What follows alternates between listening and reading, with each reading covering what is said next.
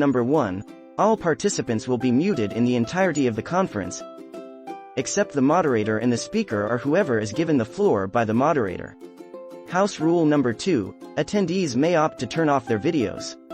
House rule number 3, please observe proper chat etiquette. A.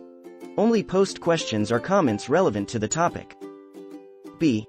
Avoid using capital letters and vulgar words. House rule number 4, dress appropriately, make yourself presentable, especially when turning on your cameras. House rule number 5, when listening to the research presentation, please keep your microphone in mute mode to avoid unnecessary sounds that may disturb the ongoing presentations. House rule number 6, kindly send your questions, comments, suggestions via chat publicly, to everyone. Moderators and speakers will attend to your queries during the open forum. House rule number 7, a certificate of participation will only be given to those, 1, who were able to register in the attendance form and 2, will submit an evaluation form at the end of the conference. Wait for the moderator's instructions on how to claim your certificate. Thank you. House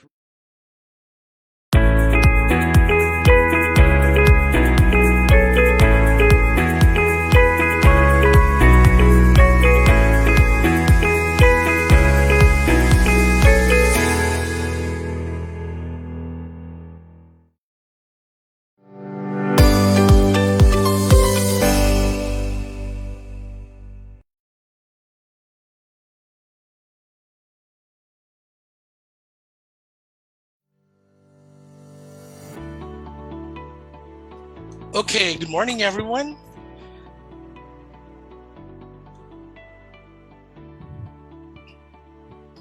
The COVID-19 pandemic has created the largest disruption in the educational system, not just in the Philippines, but in the entire world. According to UNESCO, more than 1.6 billion learners in over 190 countries were forced out of school at the height of the crisis. In order to stop the spread of COVID-19 in schools and ensure the safety and health of teachers and students, most of the countries have changed their teaching methods from face-to-face to online. The unprecedented policy provided a new space for online learning, which helps learners through remote instruction. Though there are many advantages of online learning, its drawbacks cannot be ignored, especially in two aspects: autonomous learning, ability at home for students, the autonomous learning ability at home for students, and the quality of teaching for teachers, teaching online. Hence, during this time of pandemic, it is a must for us to pursue innovation, especially in education, to overcome the challenges. Everyone, welcome to day 3 of the International Conference on Education, Innovation, and Community Development. I am your moderator for this morning. For the day 3, I am Mr. Dino Manuel E. Prestado from Nabuan National High School, the school's division of Camarines Sur in the Philippines. I welcome everyone to day 3, those who are with us here in Zoom and those who are watching via live streaming on Facebook. Welcome from the different parts of the Philippines and the different parts of the world. Okay, now recording in progress. Now this morning, before we proceed with our presentations, let's have a recap of the day 2. Day 2 was a very productive and a very fruitful one. We have 2 sessions. One was in the morning and the other one was in the afternoon. In the morning, it was moderated by Mr. Carlos V. Nueles Jr. There were two plenary talks. One was by Dr. Gasparim Ramalho de Souza, a professor of language department from the Federal University of Lavras in Brazil. He talked about the challenges and good practices in teaching, learning, and research during the pandemic. It's a closer look at how it was done in Brazil. The second plenary talk during the morning was given by Dr. Jita Rajan from St. Mark's Secondary School from New Delhi in India. She talked about the academic innovations during the COVID-19 pandemic as an experience of India. Then it was followed by paper presentations. In the afternoon, we also have two plenary talks and paper presentations. The first plenary talk in the morning was given by Dr. Carmelo John Vidal. Dr. Vidal is a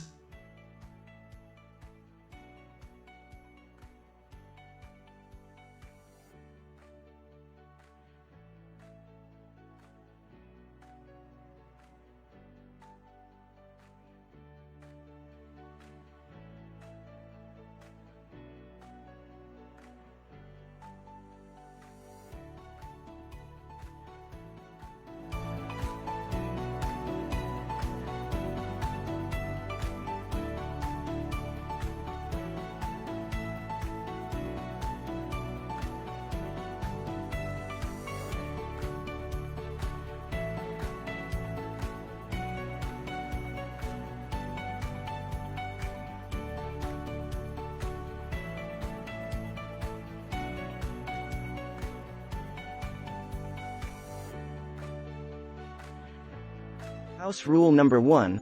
All participants will be muted in the entirety of the conference, except the moderator and the speaker or whoever is given the floor by the moderator. House Rule Number 2. Attendees may opt to turn off their videos. House Rule Number 3. Please observe proper chat etiquette. A. Only post questions or comments relevant to the topic. B. Avoid using capital letters and vulgar words. House Rule Number 4. Dress appropriately, make yourself presentable, especially when turning on your cameras. House Rule Number 5. When listening to the research presentation, please keep your microphone in mute mode to avoid unnecessary sounds that may disturb the ongoing presentations. House Rule Number 6. Kindly send your questions, comments, suggestions via chat publicly, to everyone. Moderators and speakers will attend to your queries during the open forum. House Rule Number 7. A certificate of participation will only be given to those, 1. who were able to register in the attendance form and 2. will submit an evaluation form at the end of the conference. Wait for the moderator's instructions on how to claim your certificate. Thank you. House Rule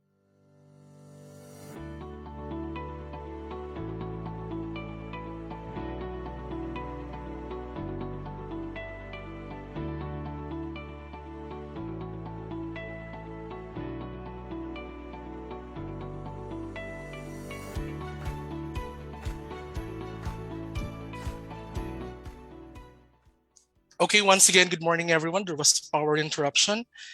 Anyway, the sessions yesterday also included a talk by Dr. Carmelo Vidal from the University of Luzon in Dagupan City. He talked about the learning experiences in the Extension Service Program delivery amidst the pandemic.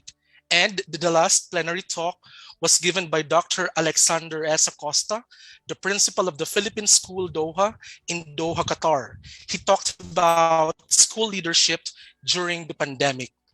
It was followed by different paper presentations. Among them were student researchers from the Philippines and India.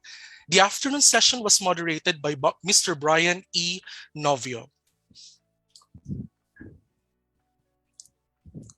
Okay, now this morning, for the day 3 of our international conference on education, innovation, innovation, and community development, we're going to have 2 plenary talks and 3 paper presentations. For the first plenary talk, it will be discussed by our speaker from Greece, and the second plenary talk will be discussed by a speaker from the People's Republic of China, and it will be followed by 3 paper presentations.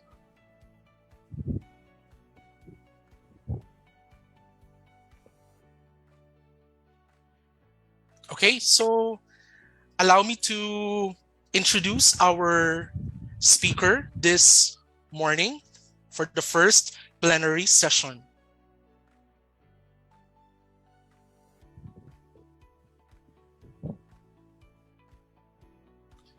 Our first speaker is Dr. Sophia Kitso.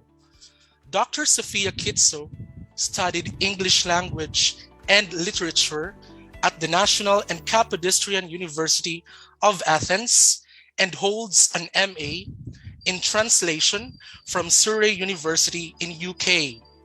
She received her PhD in the field of cultural diplomacy from the Department of Foreign Languages, Translation, and Interpreting of the Ionian University in Greece.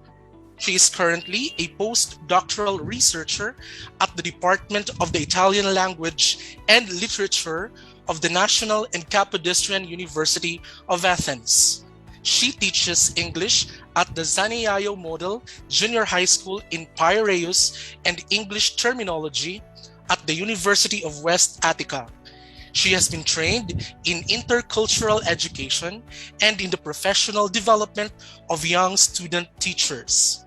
Her teaching and research interests lie in areas such as European education, cultural and language policies, language and identity, interculturalism, cultural diplomacy, and the assessment of foreign language curricula and certification systems.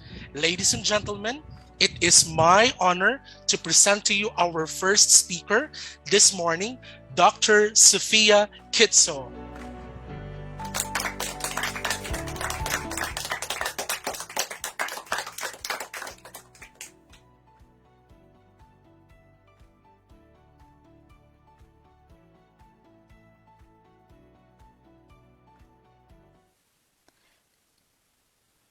Good morning, everybody. I would like to start by introducing myself. My name is Sofia Kitsou, and I'm from Greece. I work as an English teacher at Zanio Model Junior High School, and my presentation today focuses on the value and the great advantages of competence-based education, and the urgent need to reorientate 21st century school education towards a competence, skill-based model and shift away from traditional teaching and center around students' needs, something which became quickly apparent to those of us working in secondary schools during the COVID-19 pandemic.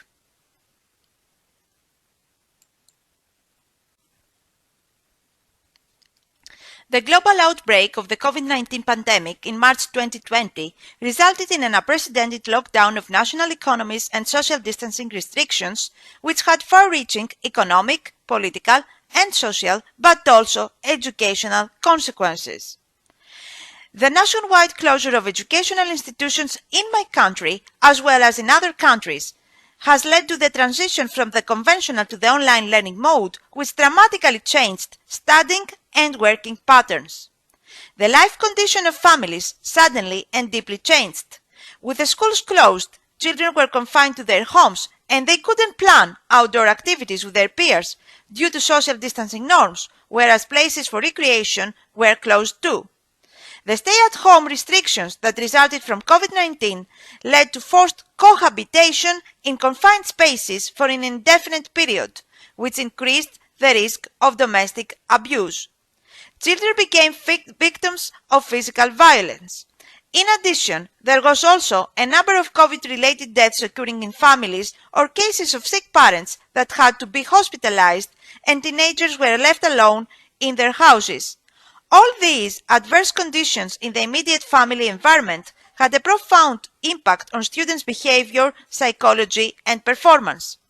Students experienced increased level of loneliness and stress, insomnia, depression, they even committed suicidal attempts, they suffered pain, loss, and fear as death was looming over all around, and students of model schools were no exception. Meanwhile, educational administrations have not stopped the scholar year. This situation of lockdown put further pressure on teachers' working conditions.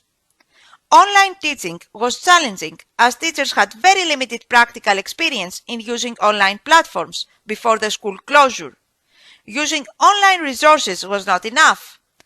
Teachers faced challenges in preparing teaching materials that could cater to students of different levels and needs, creating suitable methods for all students, and preparing synchronous lessons. Online teaching made the development of personal relationships between the teacher and the student difficult.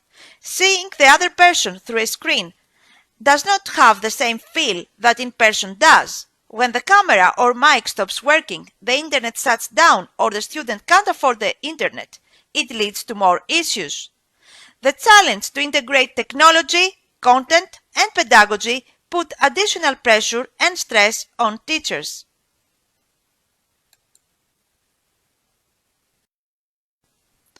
Well, the outbreak of the pandemic found us, teachers working in model schools, in the process of implementing a pilot action titled Skills Workshops.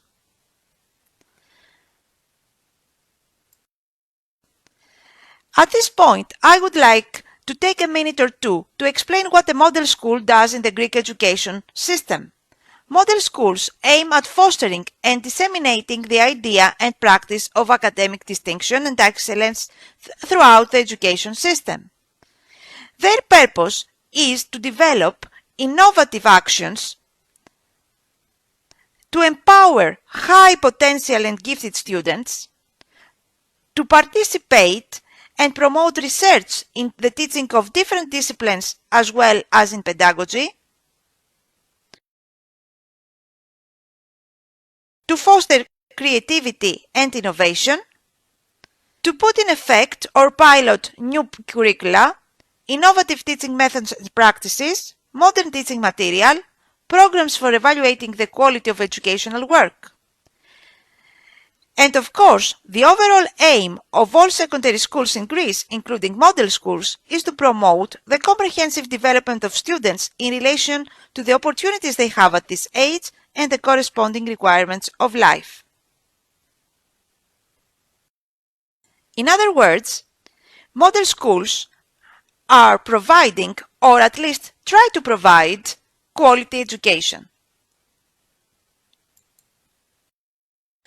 As I have already mentioned, in the school year 2020-2021, a pilot action titled Skills Workshops was introduced in pre-primary, primary and secondary education. The aim was to strengthen the fostering of soft skills, life skills, digital and science skills in young students. The action involved the introduction of new thematic cycles in Greek compulsory education on a trial basis. The first thematic cycle aimed at promoting student skills and attitudes for well-being, supporting them to make healthy lifestyle choices and understand the effects of their choices on their health and well-being. As well-being is a broad concept and covers a range of psychological and physical abilities, it includes not only physical health, but also mental, emotional, and sexual health as well.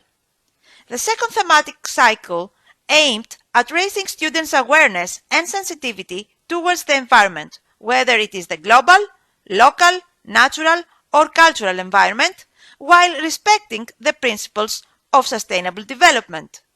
The third thematic cycle aimed to develop social awareness and responsibility, to help students build relationships and take purposeful action to support others and the environment, to demonstrate respectful and inclusive behavior in a variety of settings. The fourth thematic cycle aimed at enhancing young students' innovative and creative thinking, to help them develop entrepreneurial capacities and mindsets, to grow students' career options, provide the students with knowledge and capabilities that open the door to several career paths.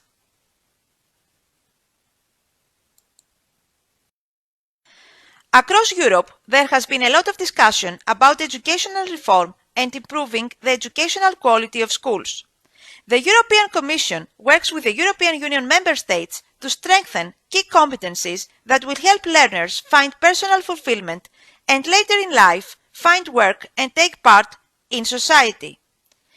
The Council of the European Union adopted a recommendation on key competencies for lifelong learning in 2006, which revised in May 2018. The recommendation identifies 8 key competencies essential to citizens for personal fulfillment, a healthy and sustainable lifestyle, employability, active citizenship, and social inclusion. The recommendation is a reference tool for education and training stakeholders. It sets up a common understanding of competencies needed nowadays and in the future. These key competencies include traditional skills such as literacy, communication in one's mother tongue and foreign languages, basic skills in math, science, technology and engineering, digital skills, as well as horizontal, transversal skills such as learning to learn, personal, social skills, and civic competencies, initiative and entrepreneurship, cultural awareness, and expression. In 2012, the United Nations for the first time included quality education in their Sustainable Development Goals. The United Nations Specialized Agency, UNESCO, is actively contributing to the implementation of the 2030 Agenda for Sustainable Development. UNESCO's Global Action Programme on Education for Sustainable Development affirms that education for sustainable development is an integral element of quality education and a key enabler of all other sustainable development goals. What is quality education? What do we mean by quality education? Is competence-based education quality education?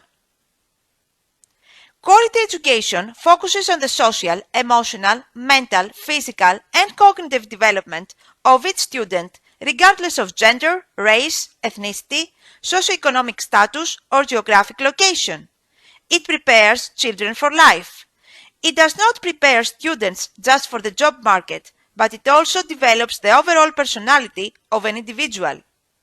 In the case of children, it aims at their complete upbringing where morals and ethics are taught as part of the curriculum to help them live a healthy lifestyle.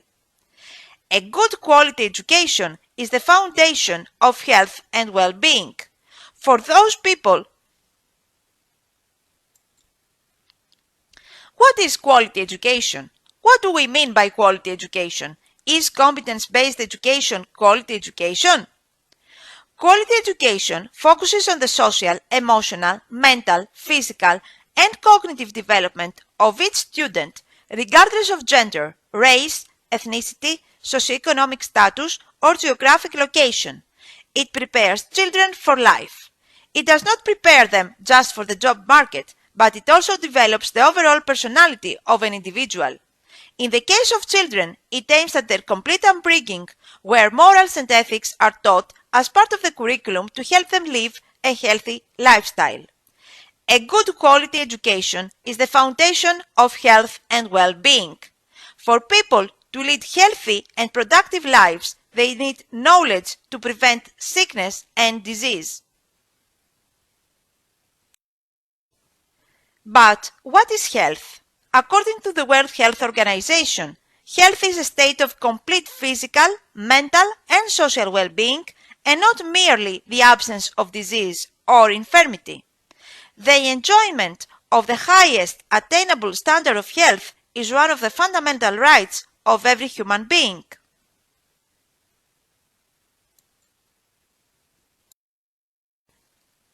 As I have already mentioned, the COVID-19 pandemic lockdown found us teachers working in model schools coping with the strains of the teaching profession, implementing a pilot action online, while supporting students to keep their spirits high, as most of them suffered as their routines were affected and showed elevated rates of stress and anxiety, depression, loneliness, whereas others, very few of them, exhibited self-harm or suicidal behavior. Thus, for the first thematic cycle of skills workshops, titled Living Better Well-Being, we decided to focus on emotional competence, and more specifically, on one of the skills of emotional competence, the self-awareness, awareness of one's own emotions and how these emotions affect thoughts and behavior.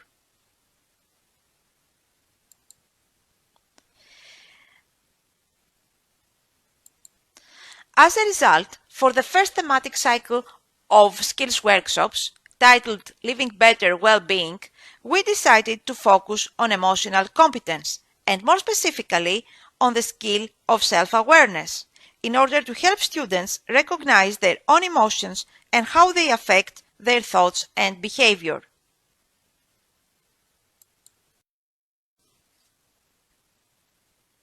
Finding ways to connect with students during distance learning was not easy, and we had to be resourceful. COVID-19 pandemic has fostered a pervasive use of face masks all around the world in order to protect ourselves from infection. In the past, we used to wear real masks to hide our faces when we dressed up in a costume, as is the case with the upcoming Halloween celebration. Other times, we wear imaginary masks, the kinds that other people can't see. Imaginary masks hide our feelings from other people. When wearing an imaginary mask, you are pretending to feel something that you don't really feel.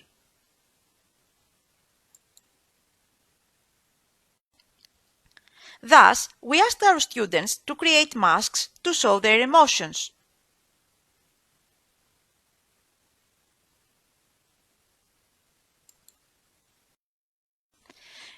Taking a close look at the masks that students made, one can note the sadness emotion as the inner corners of eyebrows are raised, the lip corners are pulled down, and some of the masks are full of tears.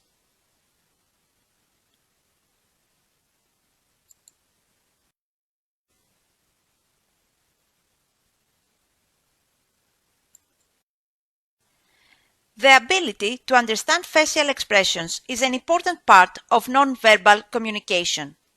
During online classes, students had their cameras turned off because they were not allowed to have them on.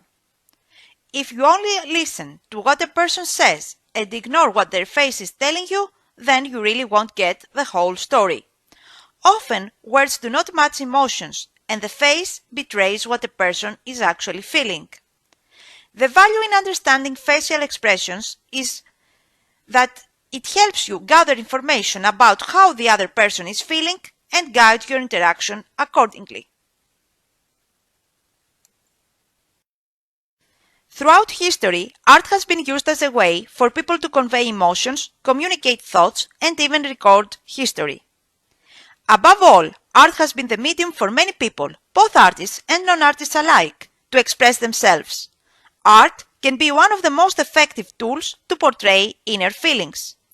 Used as a medium to portray inner feelings, art can be a therapeutic activity that can be used to help not just artists, but everyone else to communicate, fight off stress, unload their anxieties, and analyze the different sides of their personalities. Expressing one's innermost emotions also helps to improve one's mental health as well as physical and emotional well-being, no matter how old you are.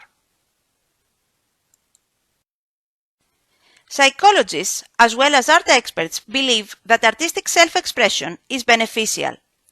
Expressing one's feelings improves the ability to connect with self and others, leading to healthier and happier relationships. It improves decision-making and the ability to solve problems. It increases resilience. It reduces stress and anxiety. It improves confidence. It reduces depressive symptoms. For the second thematic cycle, titled Taking Care of the Environment, we decided to unmask the pandemic's pollution problem. The advent of the COVID-19 pandemic has seen disruptions to almost all aspects of society, and the environment has not been left unaffected. Precautions against COVID-19 meant extensive use of personal protective equipment and led to an overwhelming increase in one-time use and plastics such as masks, gloves, hand sanitizer bottles, delivery packaging, and take-out containers. The plastic tsunami involves massive waves from personal protective equipment and food-related services. In addition, forced to stay at home, people had the urge to purge, which meant extra garbage and household junk being discarded. The pandemic increased plastic pollution, but what can we do to help? students dived into the 3 Rs as a framework to reduce and reuse household waste. In the context of this second thematic cycle workshop, students were asked by the music teacher to prepare different kinds of musical instruments by reusing household waste.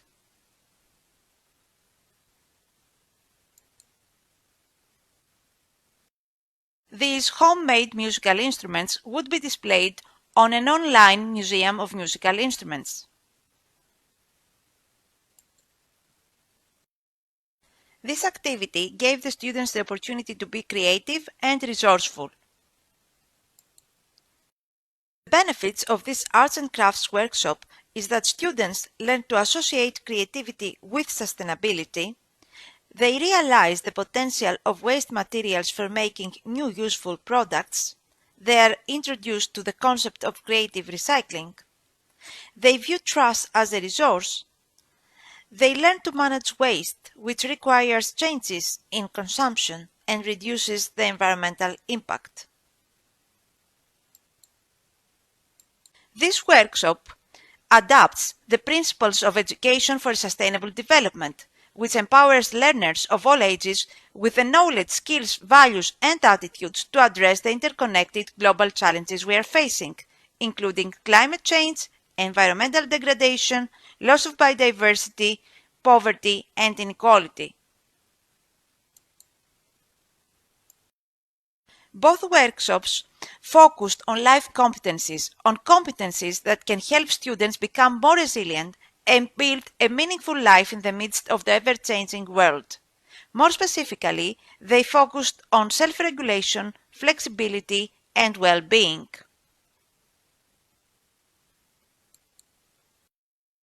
Life competencies are skills that can help people of all ages to manage the challenges and changes in their personal and professional lives. When we talk about self-regulation, we mean awareness and management of emotions, thoughts, and behavior.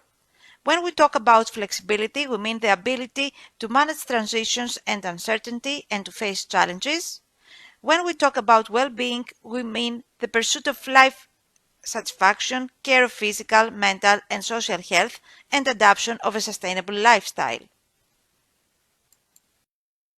In terms of the European Framework of Key Competencies for Lifelong Learning, these two workshops focused on key competence number 5, that is, the personal competence, the ability to remain resilient, to cope with uncertainty and complexity, to support one's physical and emotional well-being, to maintain physical and mental health, and to be able to lead a health-conscious, future-oriented life.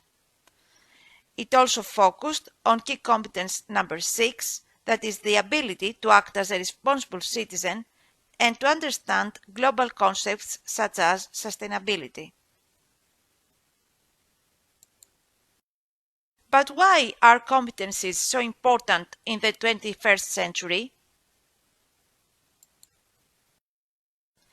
Moving from industrialized to knowledge-based economies, life is increasingly non-routine, problem-based and technology-rich.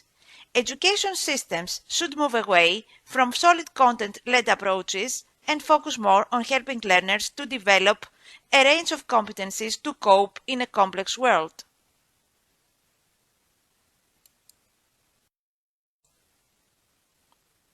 The Pilot Action Skills Workshops introduced a competence-based approach to the Greek compulsory education system, a system that traditionally focuses on content at a time, though not planned on purpose, when life skills were most needed.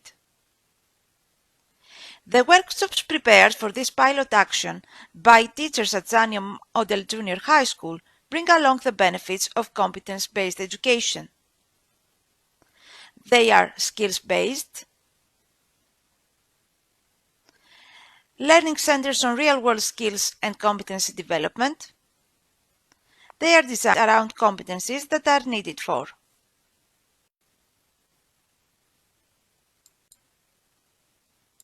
But is competence-based education quality education? A single set of standards for quality in education needs to be viewed in the context of worldwide cultures and belief systems that influence the curricula and approaches in teaching and learning systems. If we adopt the Commonwealth standards for quality in education, then competence-based education is quality education because it is effective, that is, it is evidence-based, cost-effective, and delivers intertwined outcomes.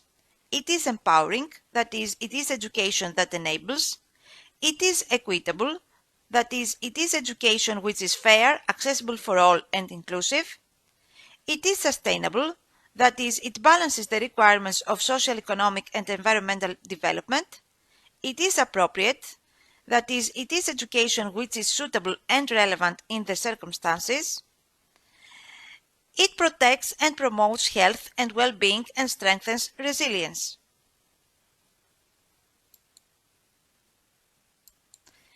In view of the evidence I have presented so far, I think that it is fair to say that the COVID-19 outbreak has highlighted the need to be able to adapt quickly to new working, social, and learning conditions. Sometimes the complexity combined with abrupt changes can feel overwhelming. Teachers have demonstrated unmatched resourcefulness and adaptability meeting students' needs online.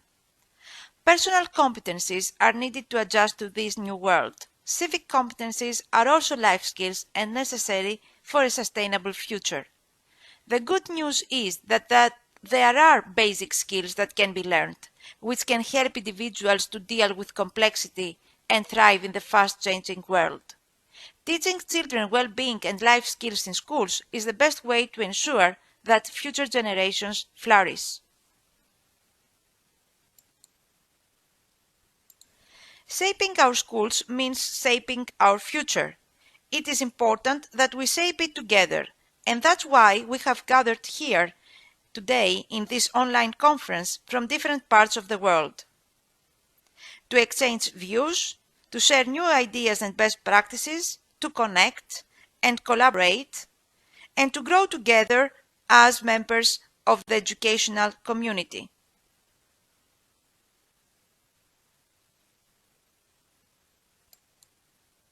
That brings me to the end of my presentation. Thank you for your attention.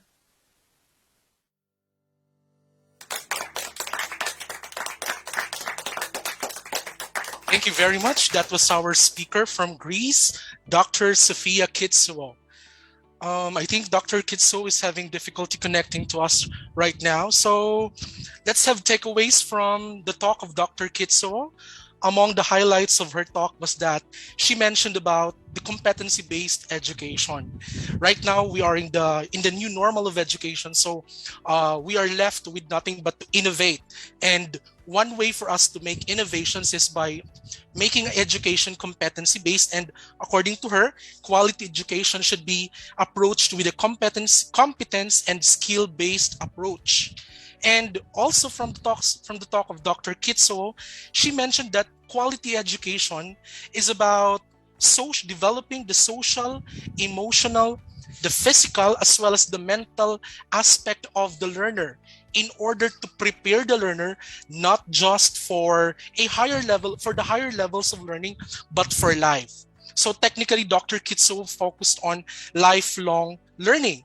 And what is the significance of lifelong learning for us? Lifelong learning will be able to prepare students not just for the jobs that they are meant to do, but also for the things that they will be able to do later in life.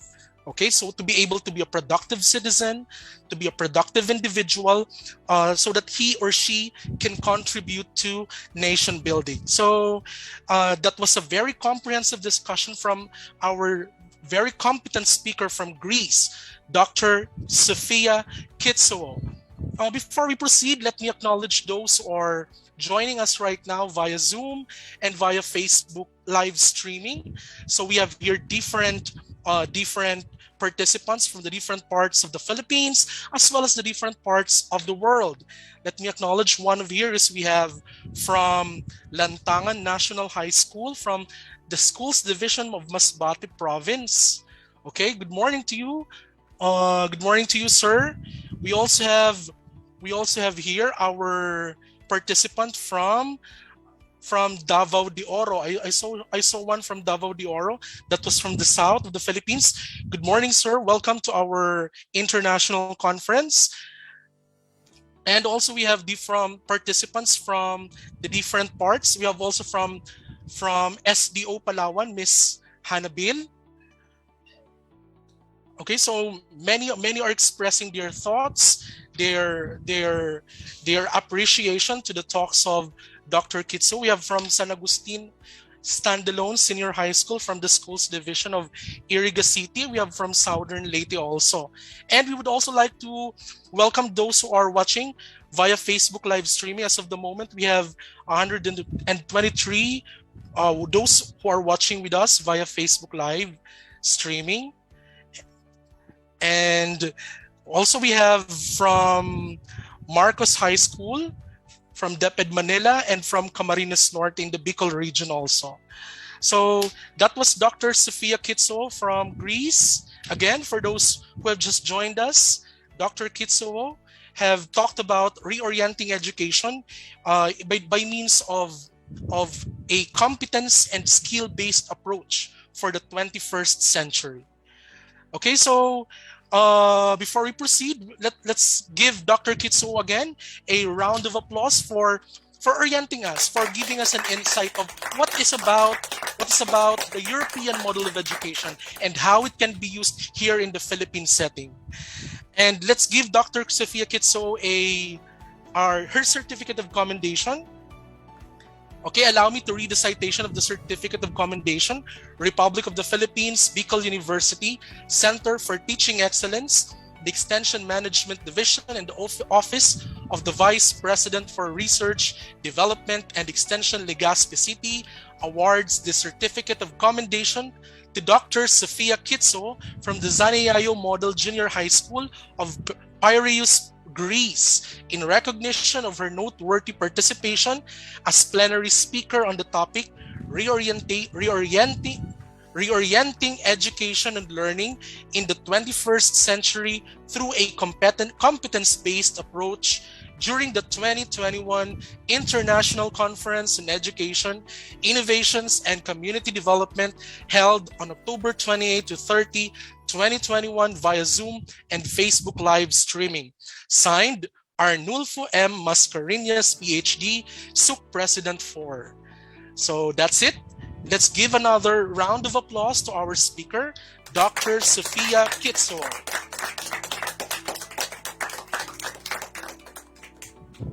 Okay, so at this juncture, friends, we'll be moving on to the next plenary speaker, the plenary talk for the morning. The next plenary talk is about connecting the learners and parents during the educational disruption. These are the experiences in the perspective of our speaker from the People's Republic of China. Okay, so our next speaker is Miss Maggie Liu. She is a teacher of Boda College of Jilin Normal University. Miss Maggie has been teaching at Boda College of Jilin Normal University for more than a year now. However, in 2018, she was a substitute teacher at Shenyang All Nations International School. She was responsible for teaching English to Korean students in China. As an undergraduate, Maggie received a bachelor's degree at Liaoning Institute of Science and Technology from 2013 to 2017, where she acquired her teaching certificate. She also graduated Masters in English at the Shenyang Normal University in June of 2020, where she also obtained the scholarship award from the university mentioned. Okay, upon receiving her teaching certificate from the university, she began her career as a teacher in international school and eventually a college teacher. She landed a college teaching career at Jilin province. In 2021, she won the second prize in FLTRP Teaching Star Contest. Ladies and gentlemen, it is my honor to introduce to you our plenary speaker number 2 for today, for this morning. Ladies and gentlemen, Ms. Maggie Liu from the Jilin Normal University. Let's give her a round of applause.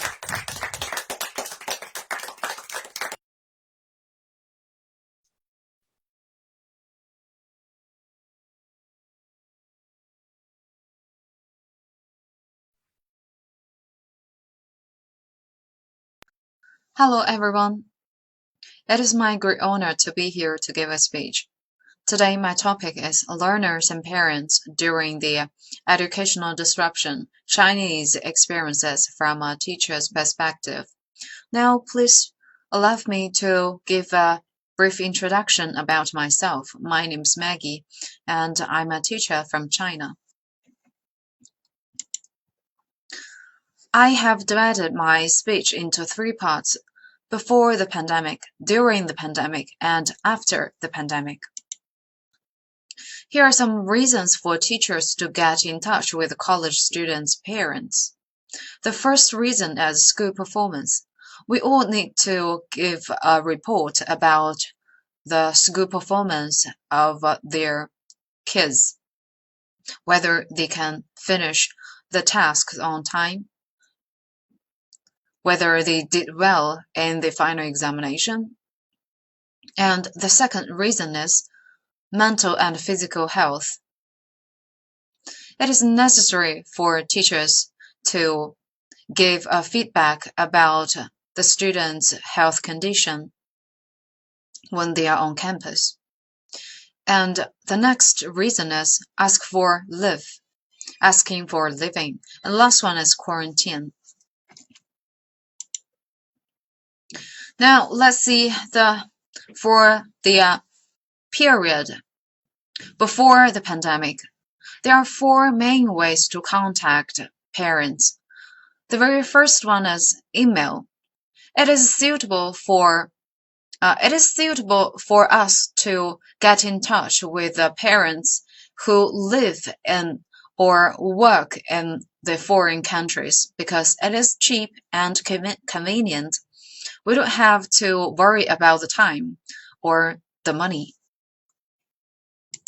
And the second one is telephone. As you can see that there are many contactors in my list. Making a phone call is the most direct, is a very effective way for us. And the third one is social applications. There are 2 common applications in our country. That is WeChat, as you can see on the upside. This is upside. On the top of the slide is the logo of WeChat, and this one at the bottom is a penguin. It is the logo of QQ, and here, as you can see, are the contractors. Most of them are mothers of the students. When they have problems, I may get in touch with them through WeChat or QQ. And the last one is face-to-face communication. Of course, as we all know that face-to-face communication is the most direct way for us to exchange our ideas and opinions. Sometimes we can even have a discussion with their parents and also with the students involved. And for the during pandemic, the order of contacting has been changed and face-to-face communication is forbidden because during the pandemic, we have a strict rule about going out because if we went out, we would face the great risks of being infected. Therefore, WeChat became the best choice because it is very convenient and cheap. During the pandemic, we all have had to stay at home, and therefore we have enough time to play with our phone. WeChat, the message through WeChat can be easily received. And the next one is telephone is also remains a major way because it is convenient and efficient, of course. As you can see, when we have the online classes, if there were any students skip the class, we may get in touch with their families. And due to the different situation of the epidemic control and traffic recovery in different regions, the public transportation, private operation, and personal driving involved in the journey of teachers and students back to school are not conducive to epidemic control. And the number of parents pick up and drop off students driven by students returning to school and faculty and staff returning to school. The number of family members is unpredictable, and there are too many uncontrollable factors during the return journey. Once a case is found in a school, it means that there are multiple cases at the same time, and all teachers and students in the school needed to be isolated for observation, and the risk of prevention and control is too great. Many experts have analyzed that the risk of the spread of the epidemic in schools is greater than that of prisons and cruise ships. So we cannot afford to have a face-to-face class during the pandemic.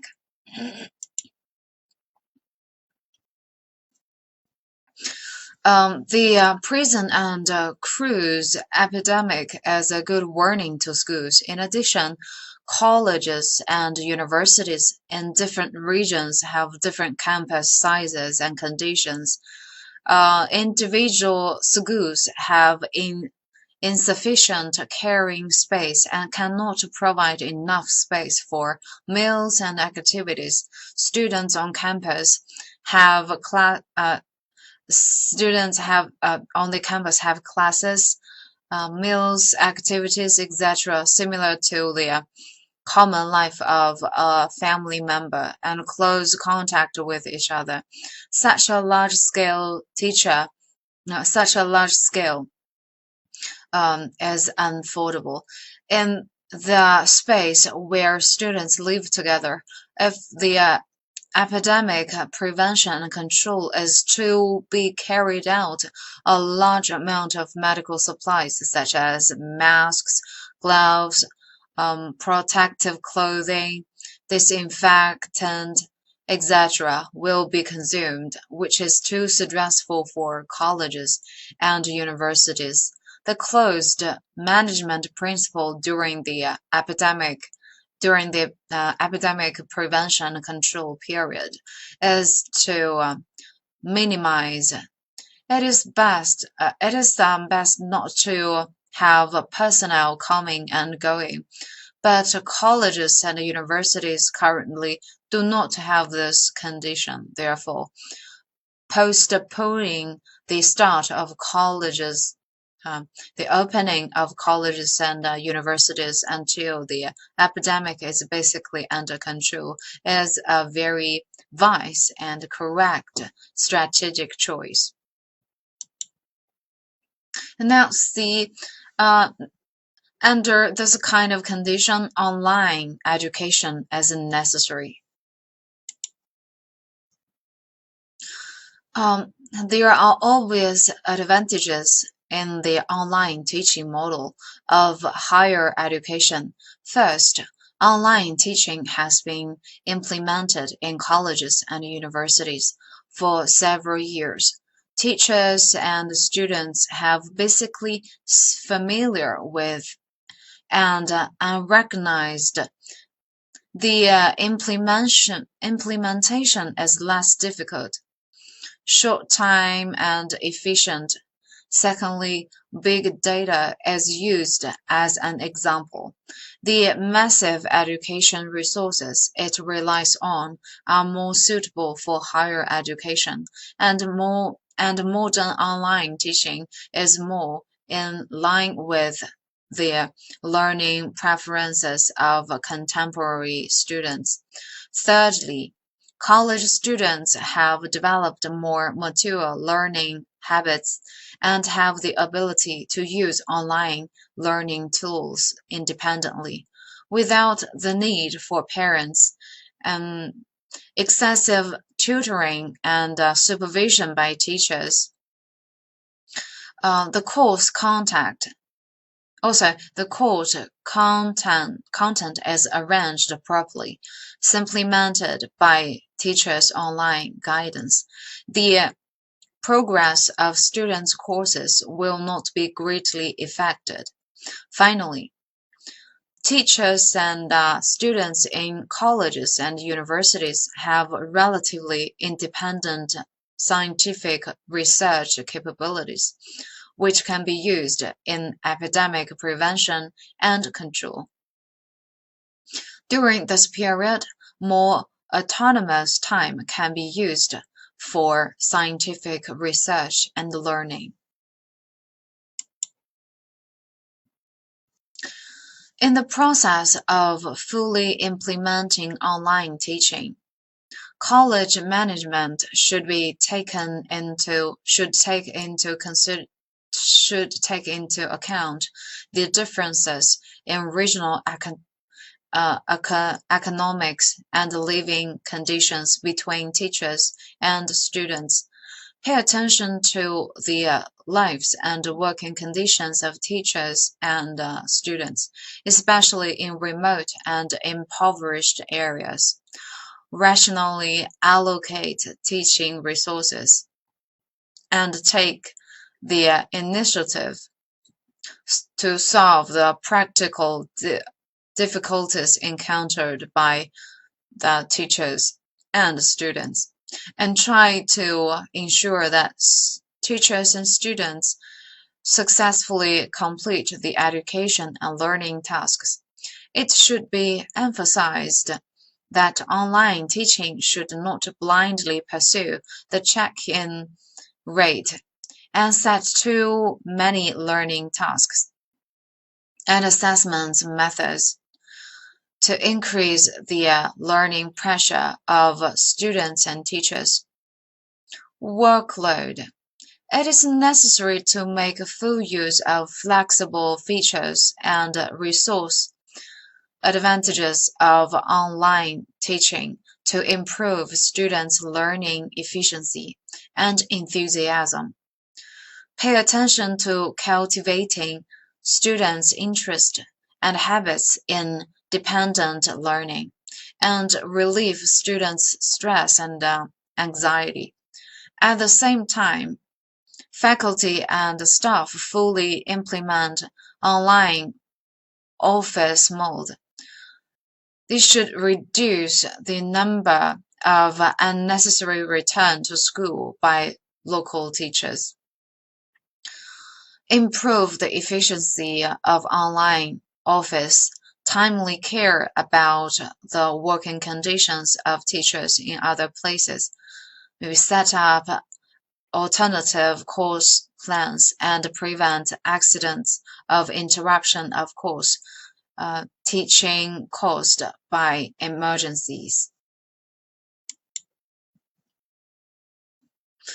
Now comes the preparation we need to do during the pandemic, especially the preparations the school need to do. The first kind of preparation the school need needs to make is infrastructure preparation. The first part of infrastructure preparation is network equipment. For students, each school initiates a survey of online learning conditions before the beginning of the school year and provides a variety of solutions for students with difficulties, including mailing, learning materials, one-on-one tutoring, etc., so that no student is left behind. Compared with students, the school has not paid enough attention to the preparation of teachers' network equipment.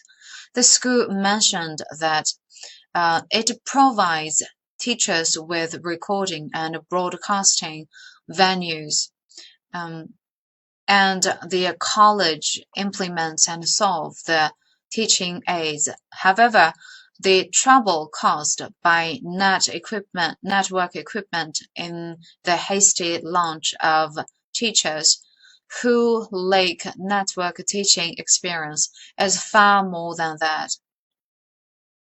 And the second part is cybersecurity preparation. With the development of large-scale network teaching, network security issues should become the top priority. For example, the school requires teachers and students to raise awareness of network security, requires real name system for course groups, carefully handles requests for adding friends, donations, etc., and backing up key data. But these measures do not reflect the preventive measures that should be taken in the context of such a large-scale network teaching. And the third part of infrastructure preparation is technical aspects. The school has prepared a wealth of platform tools for teachers according to different teaching methods. In addition to live broadcast, mock, Spark, and communication platform tools, some schools also suggest that teachers use auxiliary tools such as Pizza.com online testing system and collective editing software. In order to balance the network load and consider the needs of teachers with different network teaching experience, the school provides suggestions for choosing platform tools. Regardless of teaching tools used, each school recommends that teachers prepare plans.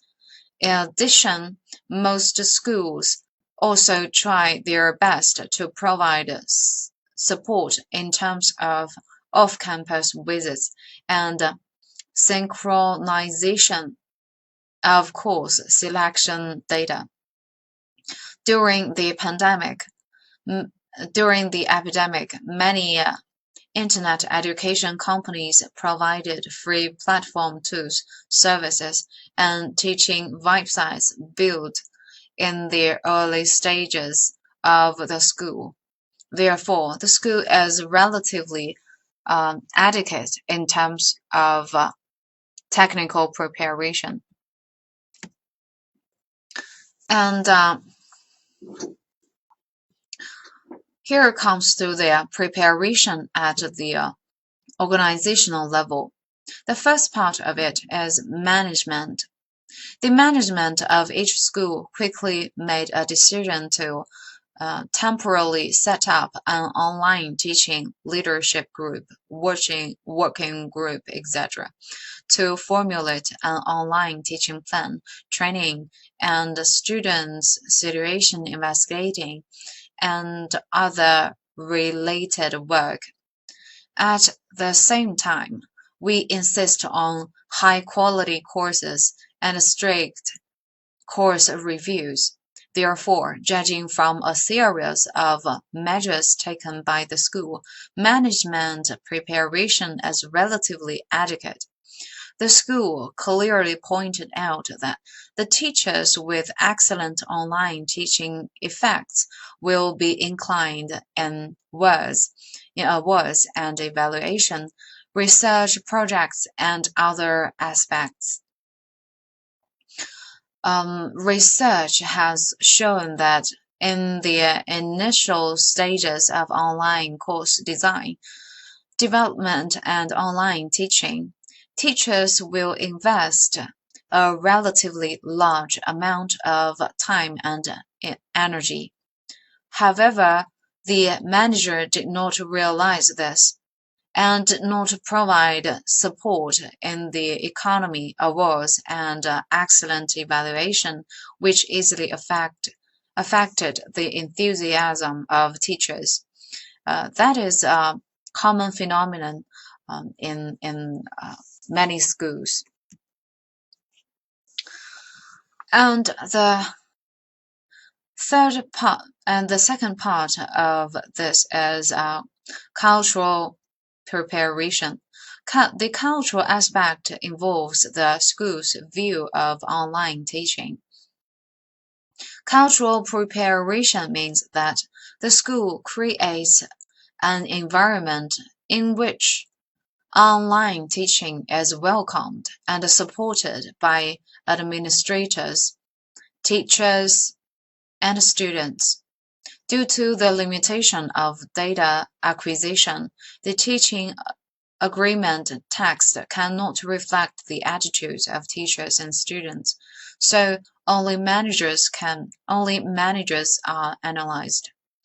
According to the Ministry of Education and local notices, the management of each school actively responded, strongly supported the development of online teaching, and worked hard to create the environment and conditions for the development of online teaching. And third part is financial preparation.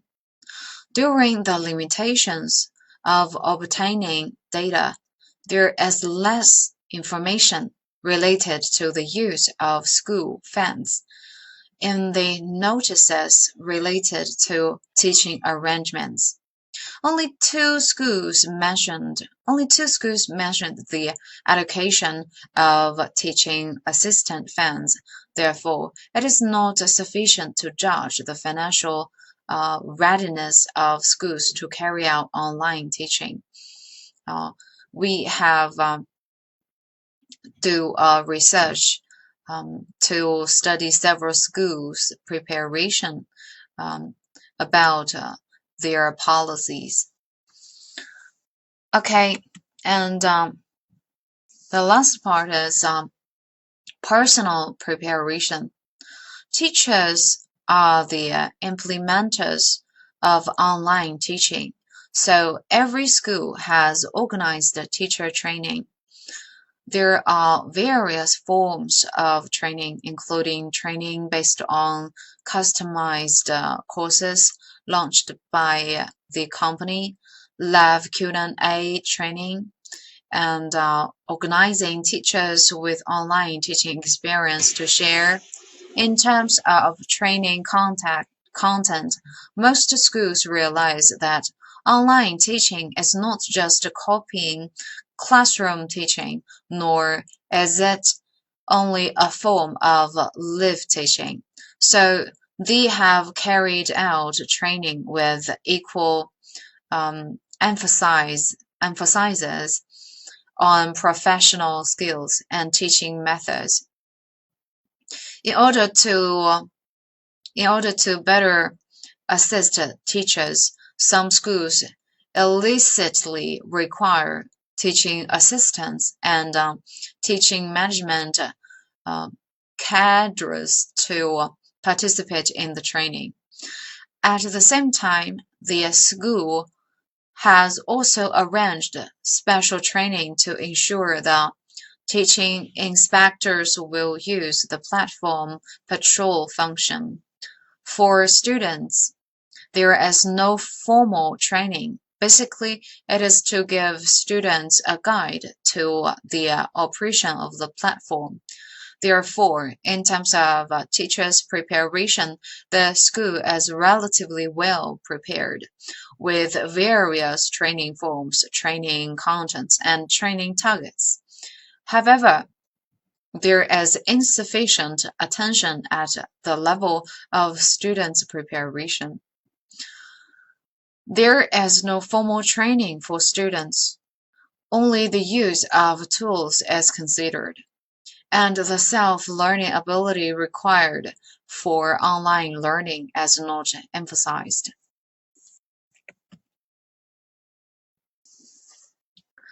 And preparation at the teaching level. The first part of it is preparation for the teaching process. Regarding teaching methods, schools suggest that teachers choose flexible teaching methods and encourage teachers to innovate teaching methods. For example, the school recommends that teachers guide students to carry out research learning.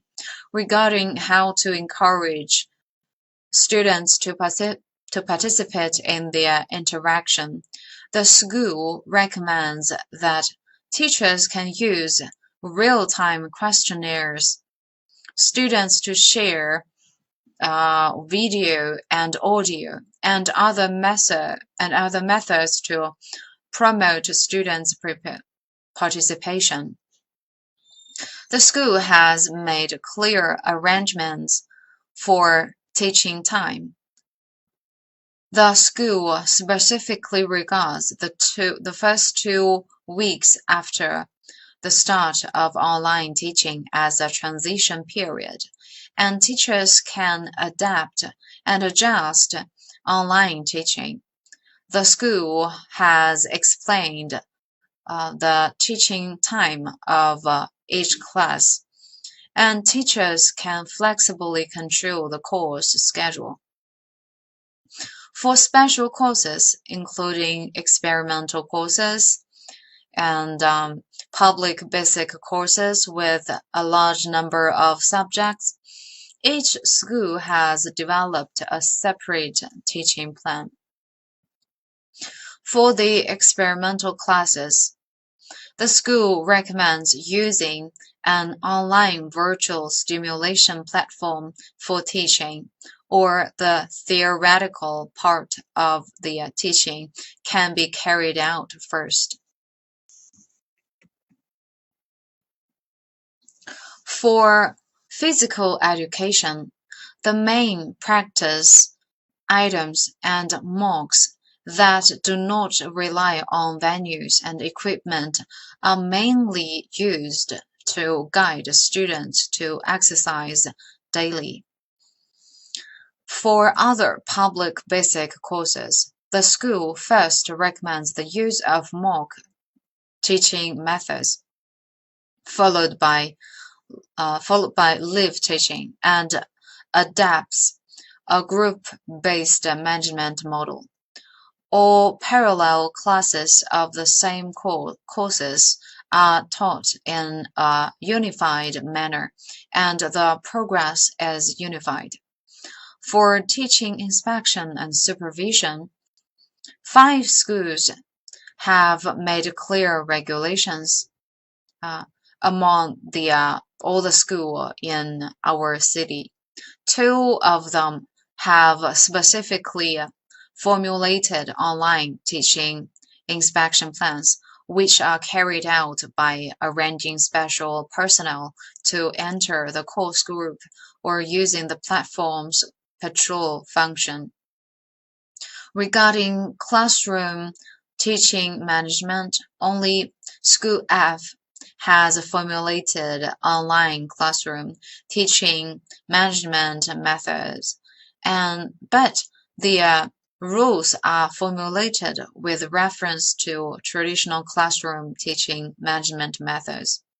Regarding teaching feedback, the two schools made requirements to investigate the teaching effects through design questionnaires, or students' feedback questions and suggestions through feedback groups and educational administration management system.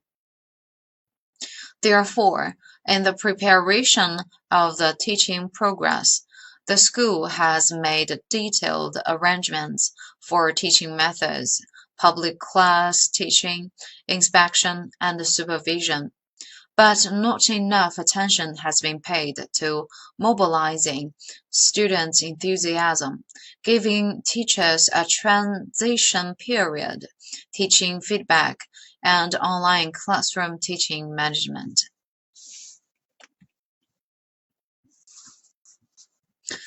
The second one is resource preparation.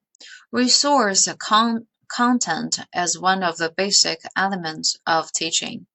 During the epidemic, the Ministry of Education opened a large number of online courses for free. Many internet education companies provided free teaching resources, and schools actively contacted publishing houses to provide electronic teaching materials for teachers and students.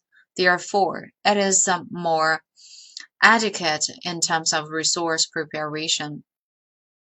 And the third one is support preparation.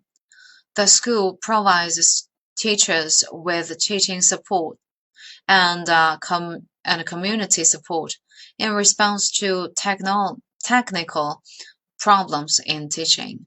The school arranged dedicated technical personnel in response to the establishment of teaching classes. The school publishes the contact information of each teaching classes on the official website, and the school requires the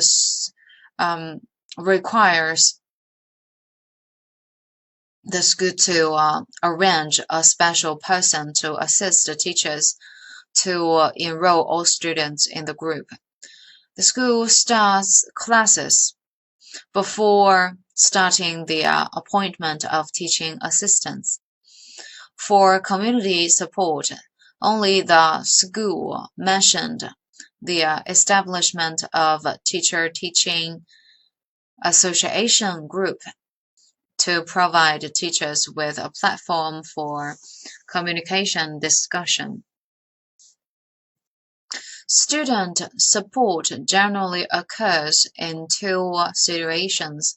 One is that, in the context of course teaching, each school requires teachers to use the internet to carry out learning guidance activities to answer questions for students.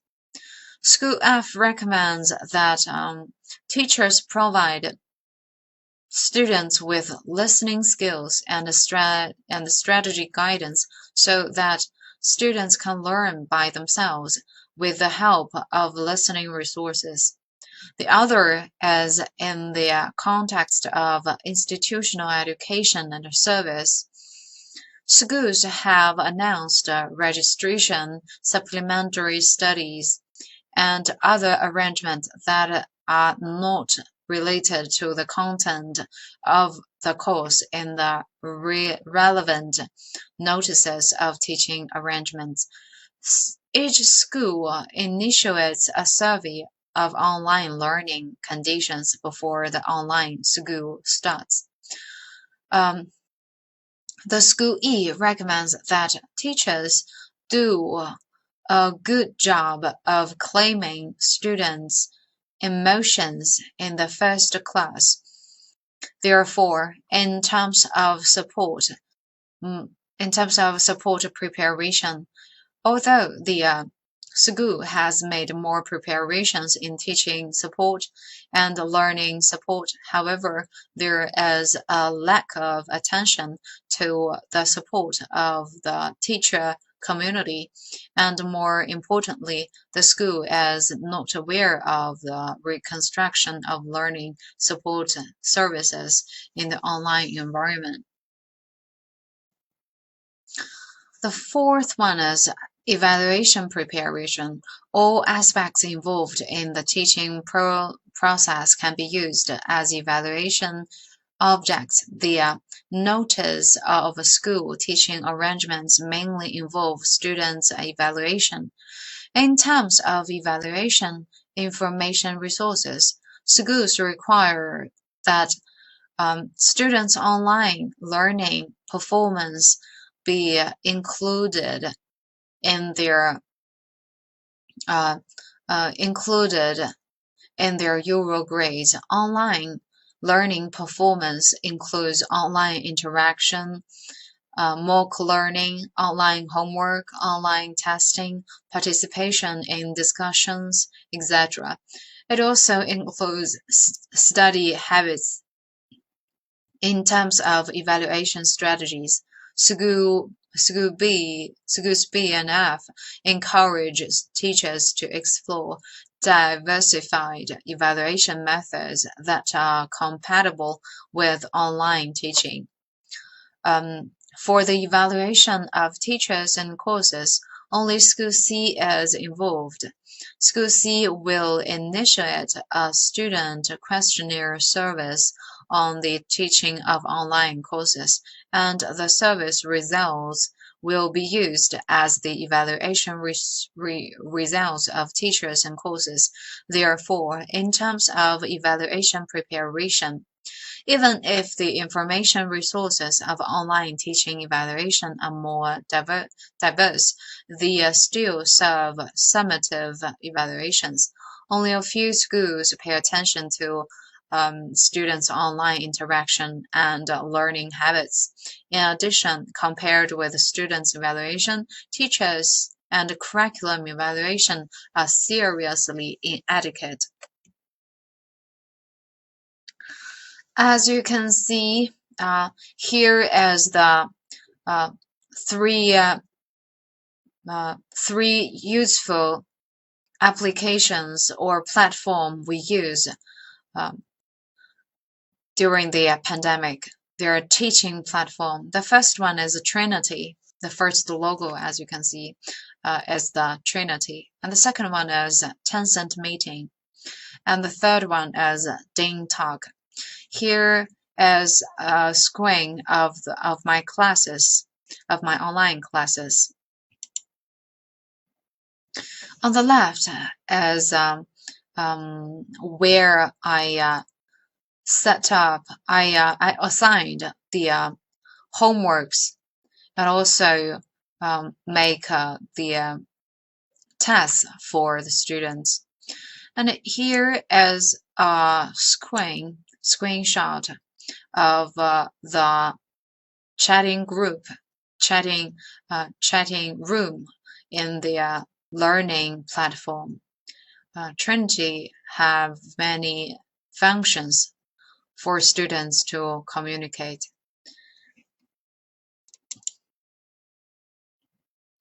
Enlightenment and suggestions. Based on the analysis and evaluation of the school's preparation for the implementation of network teaching, this article puts forward some suggestions from four aspects: management, teachers, students, and environment in view of shortcomings in the school's preparation. The first one is strengthen the school's management's correct understanding of online teaching to guide the development of practice. First, organize training on the principles of online teaching, and quality control of school management. Judging from the school's current preparations for the implementation of online teaching, the management and teaching platform and teaching departments lack a correct understanding of online teaching, especially the leadership that is accustomed to the overall management and organizational mechanism of the traditional education model. The management and quality monitoring of online teaching, it still follows the teaching method in the school. Therefore, it is necessary to organize training for school administrators to strengthen their understanding of network teaching principles and quality monitoring. Carry out the system design and experiment of MOOCs credit recognition during the epidemic. A large number of courses choose be demonstrated by MOOC. Schools should seize practical opportunities and carry out the system design and practical work of MOOC credit recognition according to the actual situation of the school, so as to provide a system basis for normalize later online teaching. And the second suggestion is give teachers full support and increase teachers' enthusiasm for carrying out online teaching.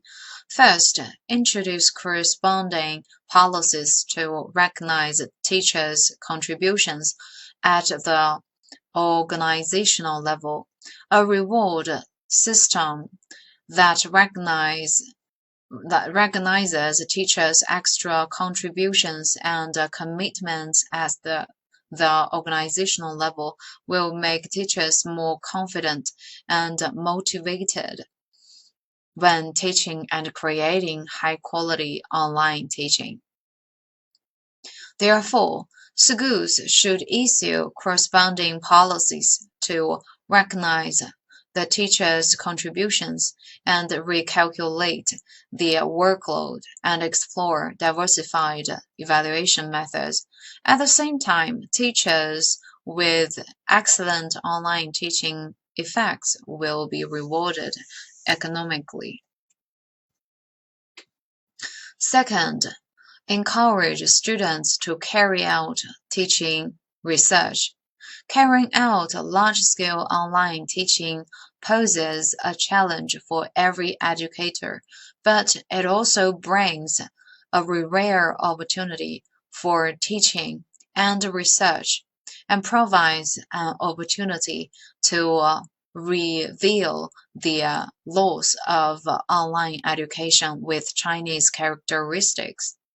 As the implement of this large-scale network teaching practice, teachers can immediately perceive the occurrence of problems. Therefore, schools should be aware of the significance of this practical exploration, create conditions for teachers, encourage teaching research on the problems that arise in the process of online teaching, and provide reference for topic selection.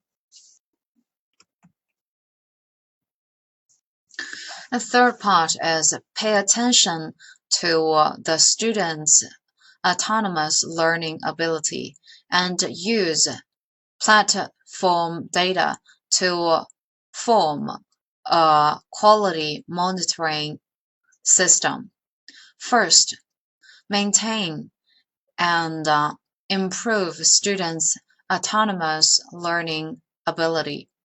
Compared with complementary and middle school students, college school students have a stronger ability to learn independently. Therefore, schools should suggest that teachers can organize and support students to carry out guided and autonomous learning by preparing learning resources, designing learning activities, and using interactions between students. Teachers can design a variety of activities to maintain and improve students' independent learning ability in combination with the content of their homework or in combination with the students' related topics such as how to self-discipline during the pandemic. Second, carry out ability assessment based on learning analysis. Online learning and traditional learning occur in different environments, and online learning occurs in an environment supported by information technology based on the saying of online teaching, and objective behavior data and status data recorded by the platform can be used to construct the evaluation model. After the process of constructing the theoretical model from top to bottom, and the algorithm model from bottom to top. From the two aspects of pedagogical law and data aggregation, the angles are met in opposite directions, and a scientific and feasible student evaluation model is constructed. On this basis, conduct evaluation, diagnosis, prediction, and intervention to form an adaptive and automated learning monitoring system to provide support for subsequent learning design.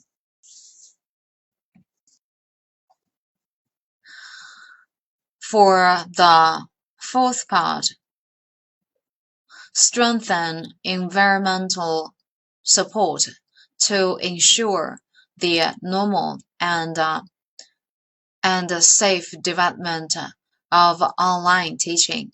First, comprehensively improve the service capability of the environment in the process of designing and implementing online teaching.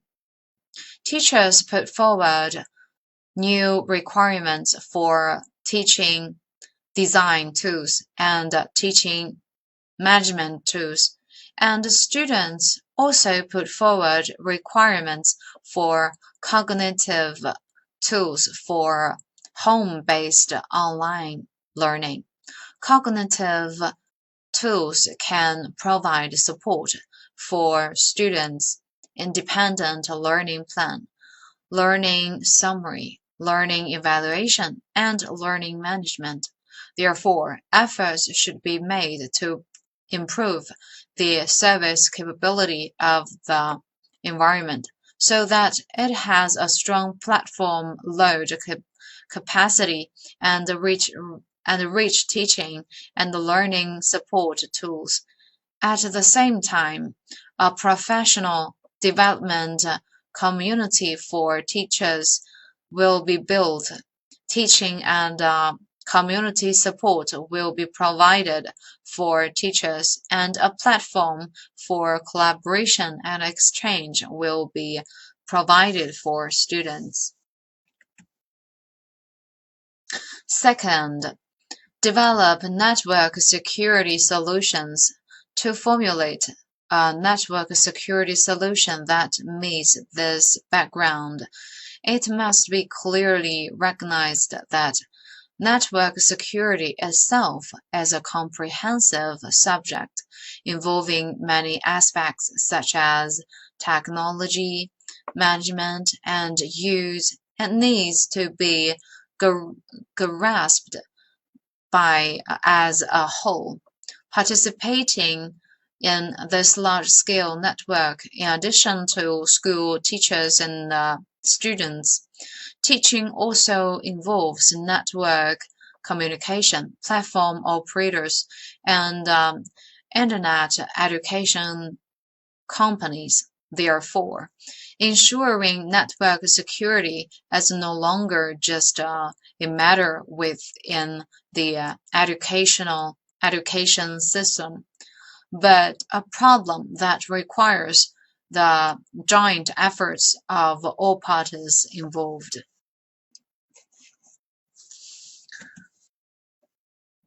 And the next comes to after the pandemic. Telephone comes to the top again. Social applications would be a nice choice.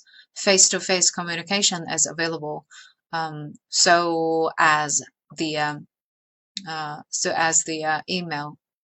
After the pandemic, we need to use these methods to contact their parents, maybe to inform the parents about the quarantine policy. And here is an applying sheet for one of my students. I took a photo of his applying sheet.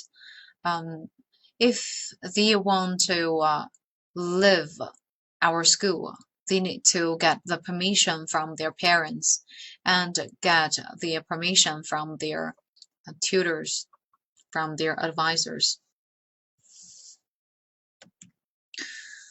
And for this part, as for the after pandemic, there are also some enlightenments in post pandemic era. The first one is improve crisis prevention and handling capability and build a management system. At present, the school's organizational system for corresponding to the crisis is not yet sound. The school crisis is firstly a hazard to the safety and health of teachers and students, and secondly, it has a negative impact on education and teaching. A crisis has an incubation period and an outbreak period, during which some obvious or invisible information will be sent to people. This requires school teachers and students to have a sense of worry and crisis in general, and use keen judgment to discover the signals sent by the crisis and effectively determine the development trend of the crisis and the possible losses that it may bring to people. To this end, the school must establish a class and network monitoring system. A class and a network teaching system establish a school and students, parents, QQ group, WeChat group, and network platform, create inter-school area, a cross-regional teaching and research community, and jointly build a share big data cloud classroom resources, build different crisis early warning mechanisms. Each school has established a crisis safety module on the school website to allow teachers and students to establish crisis awareness, so that when a crisis comes, they will not fight unprepared battles, take preventive measures before they occur, and carry out work in an orderly manner. The second part is optimize crisis training for teachers and students and strengthen emergency execution when a crisis occurs in order to effectively prevent the scope of the situation for expanding and reduce the negative impact of the crisis. The school must have comprehensive management capabilities, such as decisive decision-making, calm response, communication and coordination, proper handling, control of the situation, and organizational guarantee. At present, the basic quality of teachers in various schools is uneven, and some teachers lack the methods and ability to deal with crisis, and their crisis awareness is weak in some schools due to the pressure of entering higher education. Crisis emergency drills not paid attention to, and the neglect to conduct crisis emergency training for teachers and students. It is necessary to strengthen the communication and coordination training of psychological decompression endurance. Sudden crisis events will seriously affect social stability, teaching quality, public health, and even the physical and mental development of teachers and students. Schools should strengthen training in this area in normal times. Through on-site psychological crisis cases, scenario stimulations, physiological practices, and psychological practices, and inviting expert lectures, and psychological quality of teachers and students should be comprehensively improved. And the psychological quality of teachers students should be actively dealt with a good attitude, maintaining an optimistic attitude, and eliminating fear sense, prevent the expansion of psychological crisis. Cultivate sound personality psychology and enhance the psychological endurance of teachers and students. After the crisis occurs, they can communicate effectively with students, parents, and teachers in various functional departments so as to ease and comfort and prevent the escalation of the crisis and the deterioration of the situation. And it is also necessary to train teachers on crisis response skills, encourage teachers to explore the cause of crisis, master the procedures for dealing with crisis, summarize the prevention and response strategies of related crisis, and further enrich the experience of responding to crisis. Still vigilant and have a keen mind, insight, and judgment in the face of danger will eventually form an effective plan. You can also carry out outings and study activities to broaden the horizons of teachers and learn from the advanced experience of other schools, and carry out some crisis management seminars and practical exercises in the region, improve the efficiency of responding to crisis. Here comes the summary. The pandemic indeed influences the connection between teachers and learners, parents.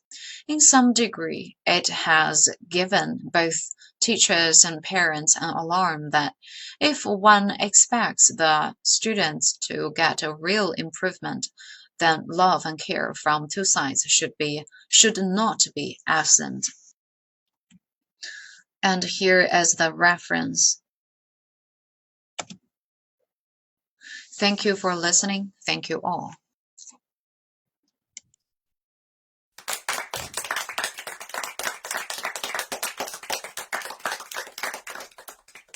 Thank you very much. That was our speaker from China, Ms. Maggie Liu.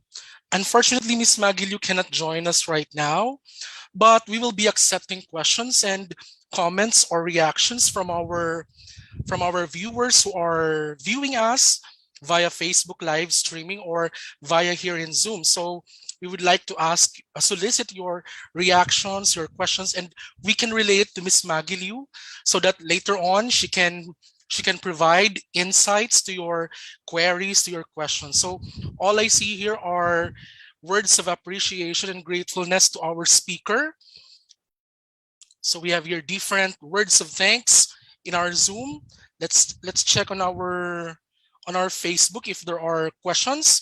You can type it on the if you're watching via Facebook, you can type it in the comment section, or if you're here in Zoom, you can type the question so that I can read the question aloud for everyone to hear it. Then we can relate to Ms. Maggie Liu. Okay, so we have here. So while waiting for questions from the participants or comments from the participants, let's have a recap of what Ms. Maggie Liu discussed to us. So technically, she shared her in the perspective of her home country about how the teachers can connect with the parents and the learners during the time of educational disruption. And she outlined that to do this, she was able to present 3 phases. So one of which is before the pandemic, then during the pandemic, and after the pandemic.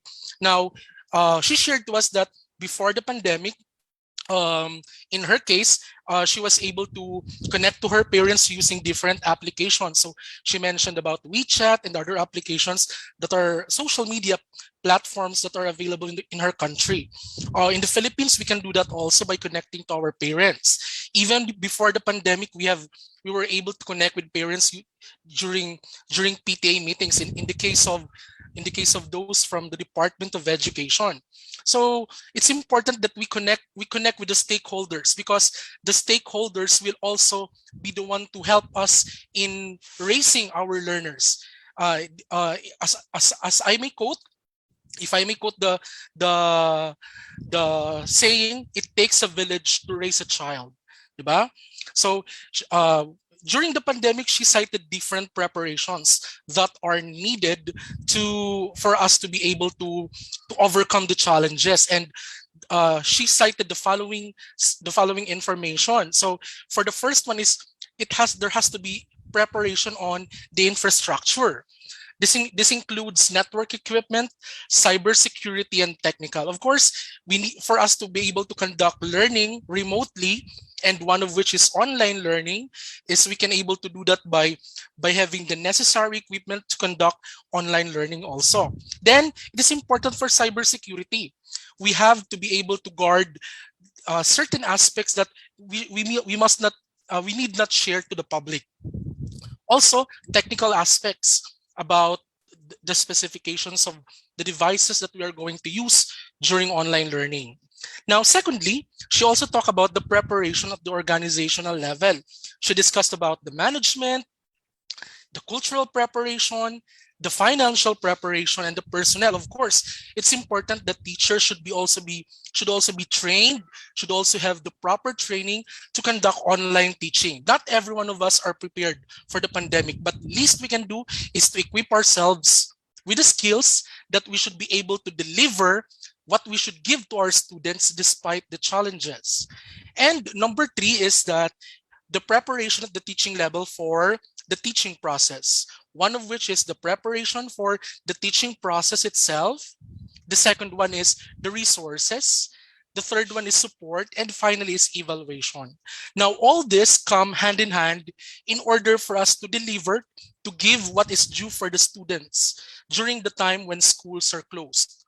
It's important that we are able to connect with our students, not just through online, but we can connect it's important that we must let our students feel that we care for them, that we care for their mental health, for their totality. Okay. Now the insights and shared by Ms. Magiliu during the pandemic includes to strengthen the school management understanding of online teaching. The school should be able to provide teachers with the necessary support on how the teachers are going to conduct online teaching. Also, pay attention to students' autonomous learning ability. Since the teachers are not physically present to guide the students, it's important that we need to help the students develop the ability of independent learning. Then after the pandemic, here are some insights which was shared to us by Ms. Magiliu. One of which is about for the schools to learn about crisis prevention and develop the capability on handling crisis, and also optimize crisis training for both teachers and students. So that was a very insightful discussion of our speaker. So we have here some comments from our participants. One is from Mar Anakino. Indeed, the stakeholders, the parents played a significant role this pandemic. Of course, it's always a process where it involves the parents, not just the teachers, in educating our learners. Okay, so we have here also from Miss Jennifer Ariscon. She's right. She's really right. Love is vital for the success of education in this time of pandemic. So it should be a win-win situation. We teach, but we also help our students to overcome any anxieties that they may face because of the pandemic. Okay. So we have here from Miss Alondra Matados in China. Here it's a question. In China, how did the teaching learning process contribute in ending the COVID-19? So we can take note of that question from Miss Alondra Matado. So she was asking, how did the Chinese how did the Chinese authorities through the education ministry handled in ending the COVID-19 pandemic in the country? Okay, thank you. That would be noted, Miss Matados. We also have here I saw one question here. Another question. Okay, this was from DUCAF, from the College of Agriculture and Forestry. The paper being presented at the moment is insightful and inspiring. Of course, we always find these presentations as inspiring because we learn from them. Okay, education at its most is collaboration. So we can learn from their experience, and we can emulate perhaps their best practices so that we can try to practice them also in our perspective, in our context. Okay, so we have here from Miss Marla May. She said she can't relate with online teaching because she is teaching in a place where there is no network connection. However, they use modular, which is in the form of printed learning, but still getting knowledge about the house and what to do for teaching to be effective. That is good because as a teacher, it's always important for us that we also love learning. We cannot teach our students to love learning if we do not love learning itself also. So even though we cannot conduct online teaching, perhaps we can learn from their insights, how we can emulate their experiences in conducting remote instruction will help us achieve the goals that we have for our students. Okay, this one were comments for our previous plenary talk about Dr. Sofia Kitso. Allow me to read them. So one here is a question from the UST Manila. This is from UST Manila, from Dr. Son Vibar. Good morning from the good morning from Bicol region, Dr. Vibar. I think the question runs this way: how does a competency differ from outcomes? Because in higher education, we are gearing towards outcomes-based education framework. I think that can be, I can relate to that. I worked as a part-time instruction in a state college in our area, and that we have to know the difference. And if we can relate this to we can relate this to Dr. Kitsuo. I think we can ask what would be the difference between a competence-based education or competence-based approach and an outcomes-based education. Indeed, that's a two different approach to gearing for quality education. Okay. Now we have here, this one is a message from Miss Eileen Alegre. She said that I like the European competency-based education, especially the idea on quality education that it does not only focus on academics, but on the development of the whole aspect of one's personality. For those who were not able to join us earlier, or for those who were late in tuning to our Zoom, Miss Allegre was pertaining to the different competencies for lifelong learning, which was set by the European Union. So allow me just to enumerate them.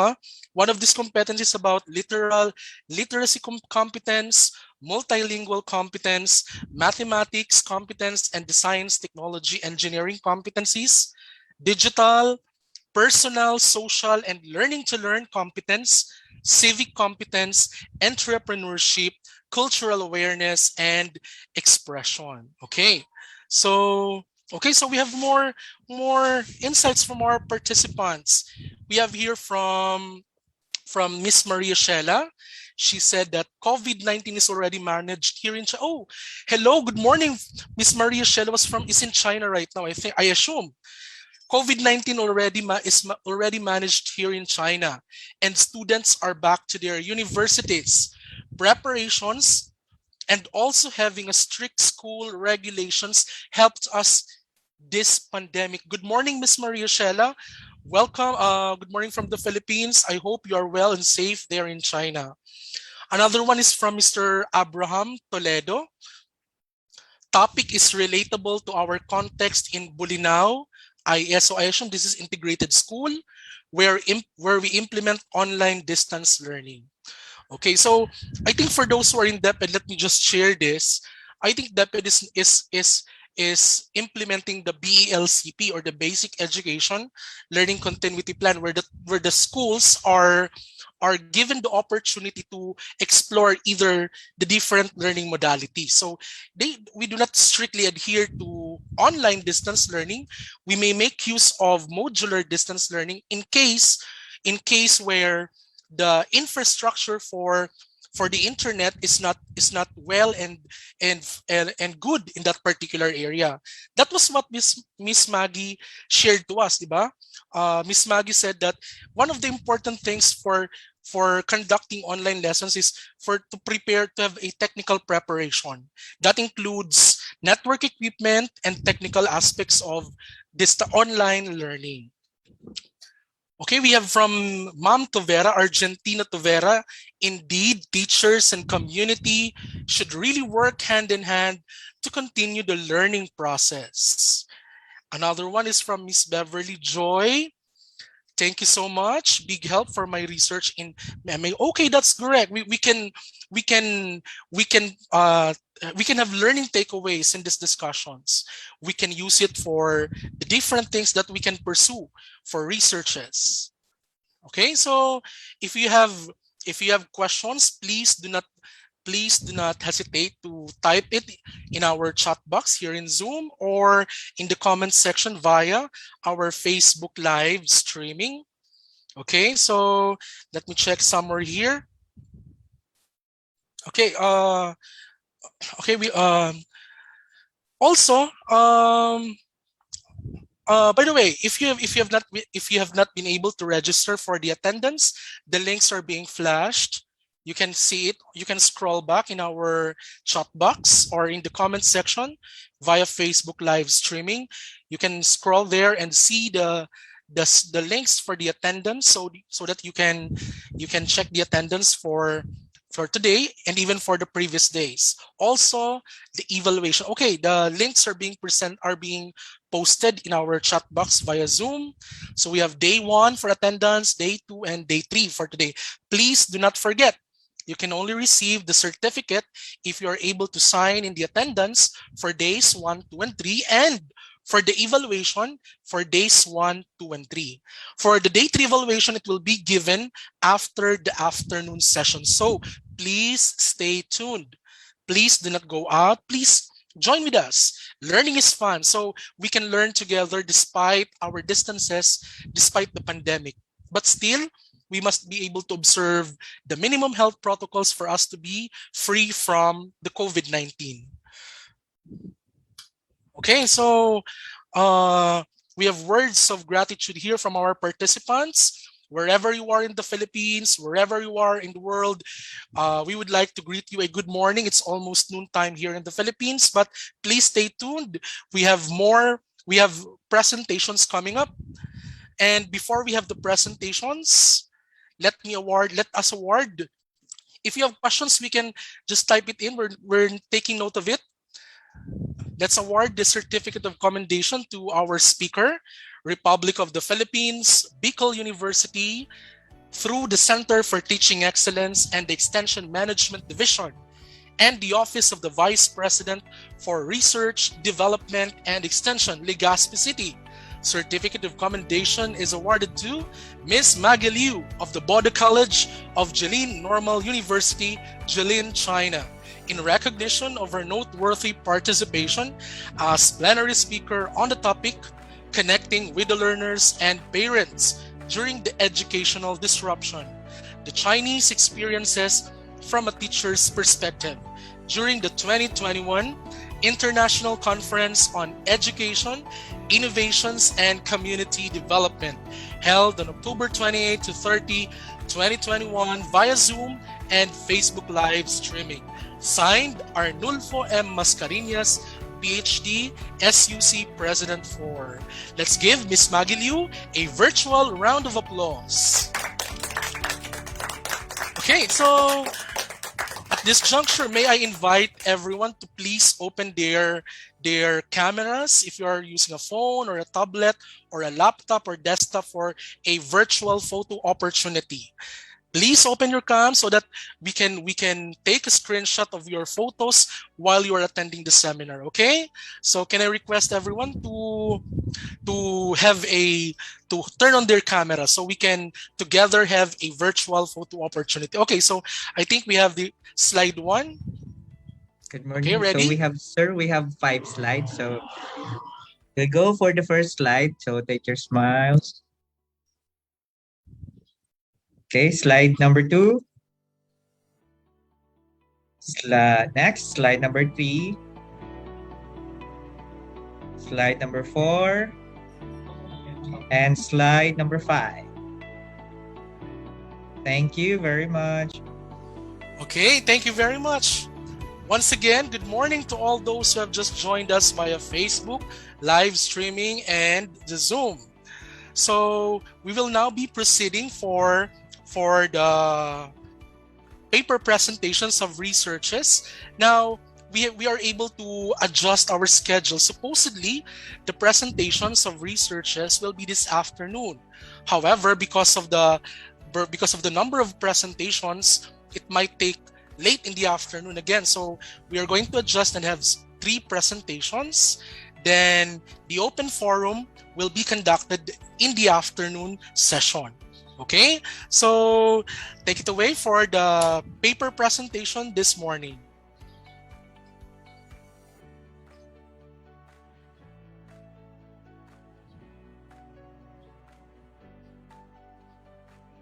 Okay, our session is about teaching and learning.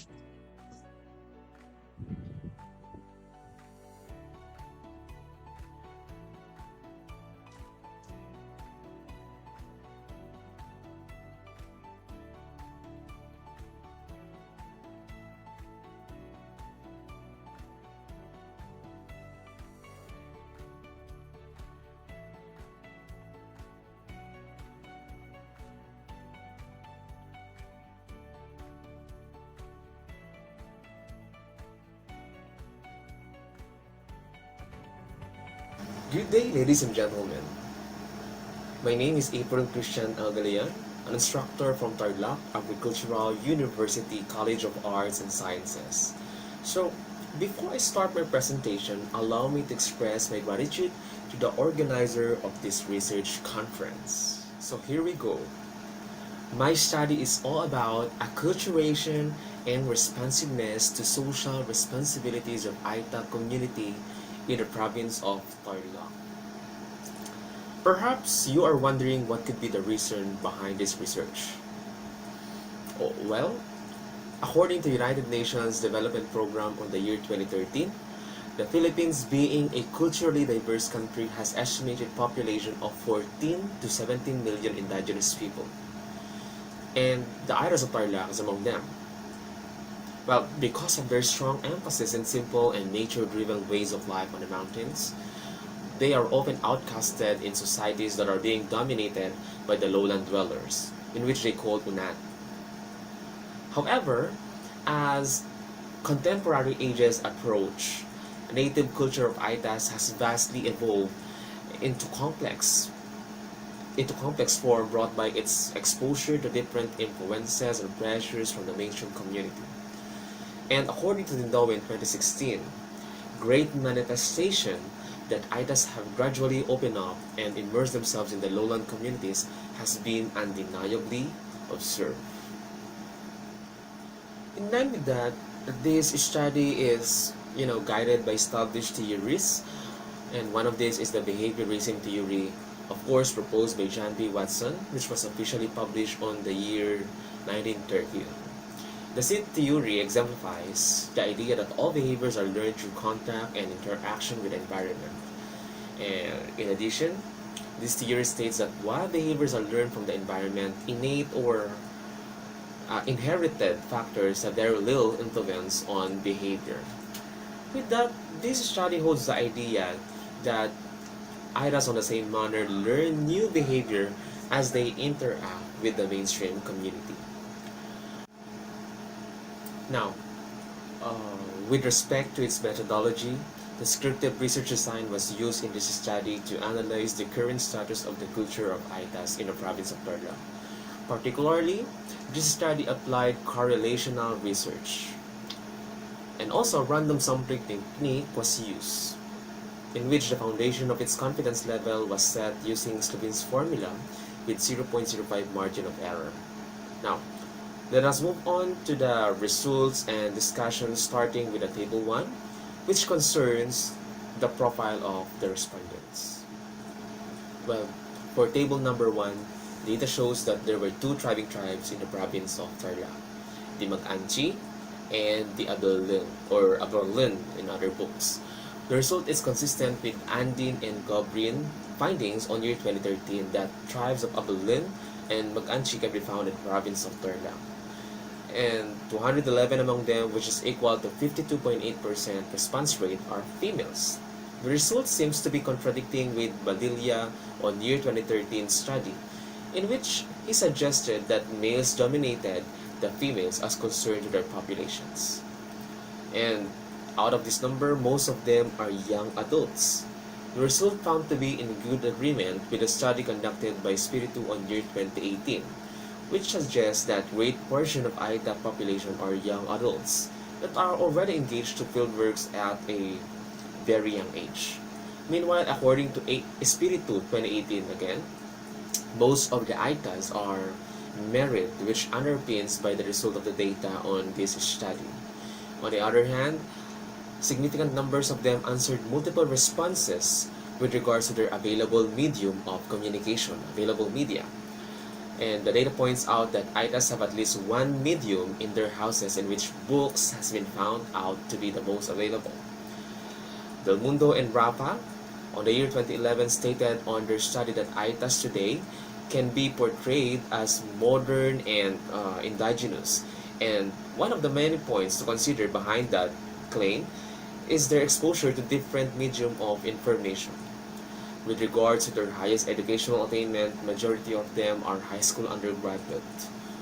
And the result of the study shares similarities with Listen et al. On the year 2012 findings, which stated in their study that Since early 1960s, Aita communities have gradually started to shift from informational education to community education.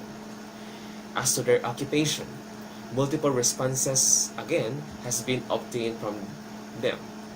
And it is then apparent that most of them were engaged with farming and charcoal burning, in which they called pagkakarbon. That's how they call it. The result is barely distinguishable from Balilla et al. On year 2017, wherein they found out that Aira's way of life has remained independent from the mainstream community.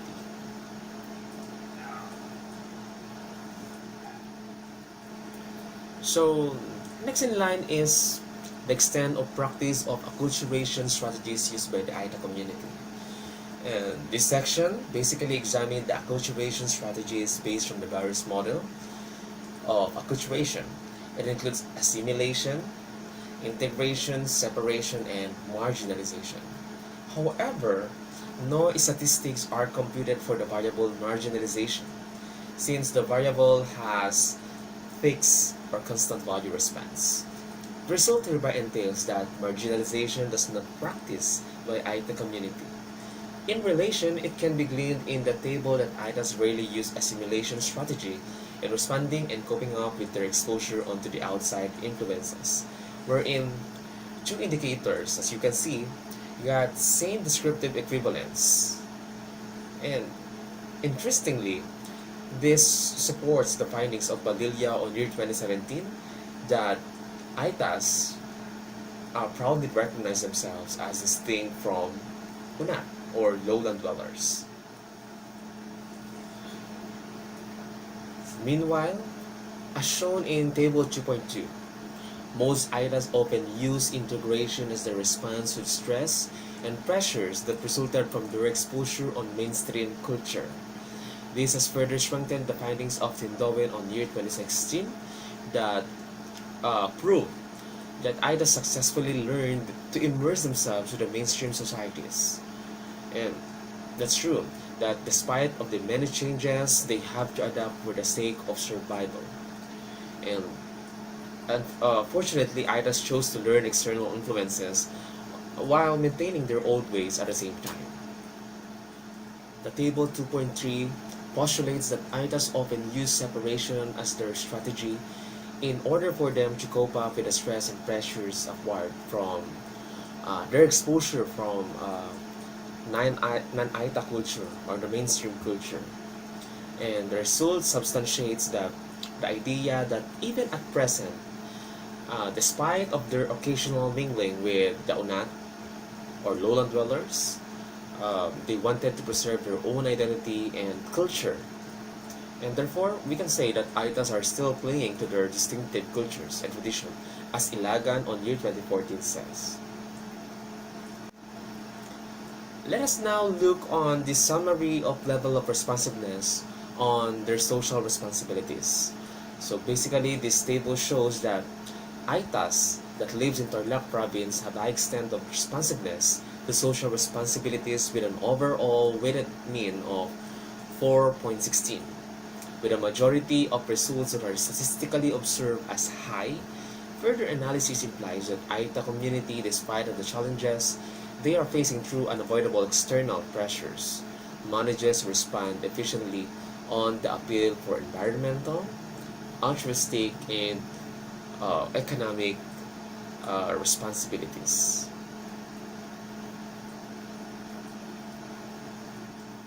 Now, alright, next is the relationship between the profile of Aita community and the responsiveness on social responsibilities.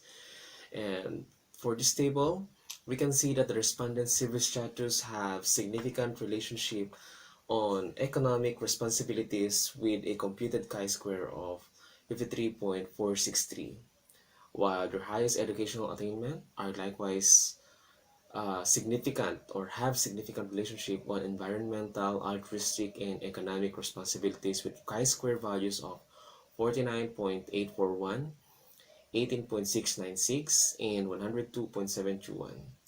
And you know what? While it's true that Aita communities are mainly composed of economic productive members in the age context, Their sense of respect and regard on nature and environment still lives among them. And in fact, according to D-Zone on year 2015, their culture, history, and identity has been passed through oral law, and it includes the holding of high sense of esteem on environmental responsibility. Now, let us take a look on difference between acculturation strategies and the level of the responsiveness in social responsibilities. Um, as far as this table is concerned, the level of responsiveness in social and altruistic responsibilities have significant difference from the extent of use of ITA community in integration and separation strategy, having their x-square value of 0.311 and negative 0.124. On the other hand, the level of the responsiveness on economic responsibilities have significant difference on three strategies having a computed chi-square value of 0.209, 0.384, and negative 0.180.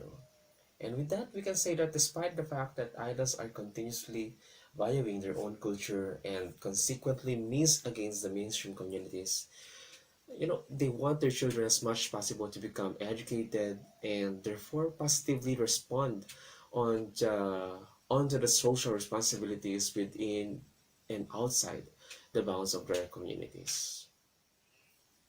So finally, let us look on the challenges encountered by ITAs or ITA communities in responding to social responsibilities. And specifically in terms of environmental, four challenges were encountered by ITA community. Based from the study of Espiritu 2 under 2017, ITAs have traditional sources of living. And you know what? Putting that into consideration, a strong connection between their ways of subsistence and cultural practices keeps on fueling up the practice of illegal logging and slash and burn farming. Um, there were three challenges with regards to altruistic. Further analysis hints that the willingness to demonstrate altruism is in them. However, there is a struggle on information dissemination and provision of financial resources within the community. In fact, Brigaspi on the year 2017 further said that there were deliverance and procurement of information, but it's very crucial among the ITA communities. The implication can be used or can be also tossed on the table one, specifically on the available media of ITAs from Tarlac as part of the profile. Now, as they respond on economic responsibilities, two challenges have been recorded. And you know what? Elders of the community believe that developmental projects should support their livelihood for having insufficient fundings. That's according to Magno on year 2017. Also, the result manifests a good agreement with Gutierrez on the year 2018, which stressed that Aitas, being one of the indigenous people, are among the poorest and the most disadvantaged social group on our country.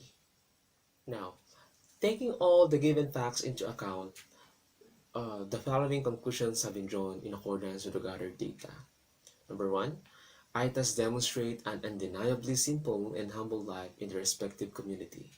And while expressing great sense of esteem, acceptance, and respect to their own culture, they are successfully using acculturation strategies from time to time as they respond on different circumstances involving external pressures caused by the mainstream society. Apparently, away from the conservative account that they are the people of apathy and elusiveness, you know what? They manage to respond efficiently and effectively on the appeal for social responsibilities. It's because a big part of them, which is mainly grounded by their own culture, carries high sense of initiative, engagement, and responsibility.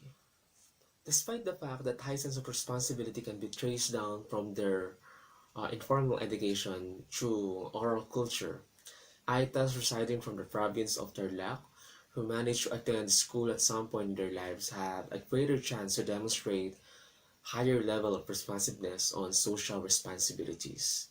Therefore, taking the right extent of use of acculturation strategies as they respond on different situations involving interaction with the mainstream community. Respondents also expresses a strong desire to maintain their innate culture of high sense of responsiveness to social responsibilities at the same time. Particularly, utilization of integration strategy draws great effect on the responsiveness and involvement of the members of the community.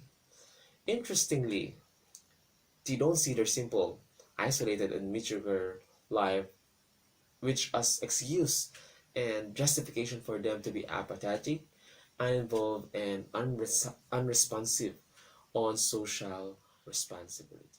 With those, this study further recommends the following.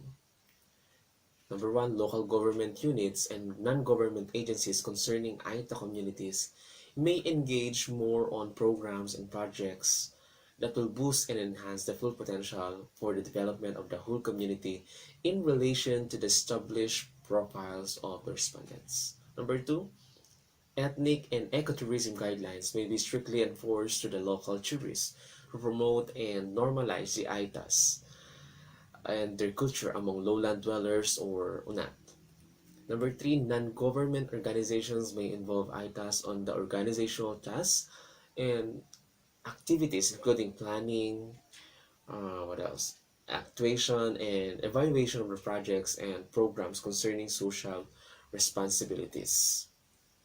Now, number four, the Department of Agriculture, with the support of the Department of Environment and Natural Resources, may provide practical education program that pressing forward the more ethical and sustainable ways of livelihood program.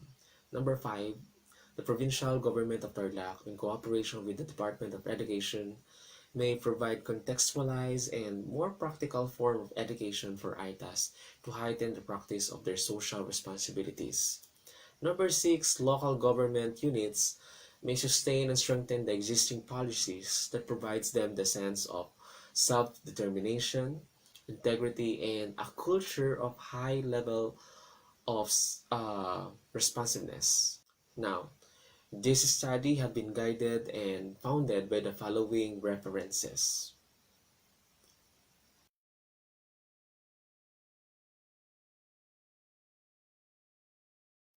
To finally end my presentation, I would like to share a few golden words from one of the elders in the community.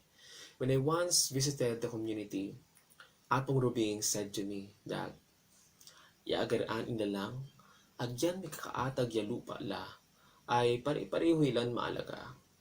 It means to say that uh, every creature are equally important regardless of their characteristics. And that brings us to the end of my presentation. Thank you for your interest and attention. God bless everyone.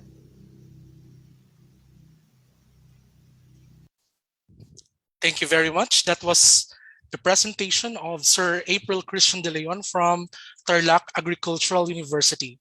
Next is by Sir Charles P. De Vera from the Department of Education, Malabog National High School in Daraga Albay. His research is entitled Patriotism in Youth Development as expressed in the singing of the Philippine National Anthem and Flag Ceremony, a case study.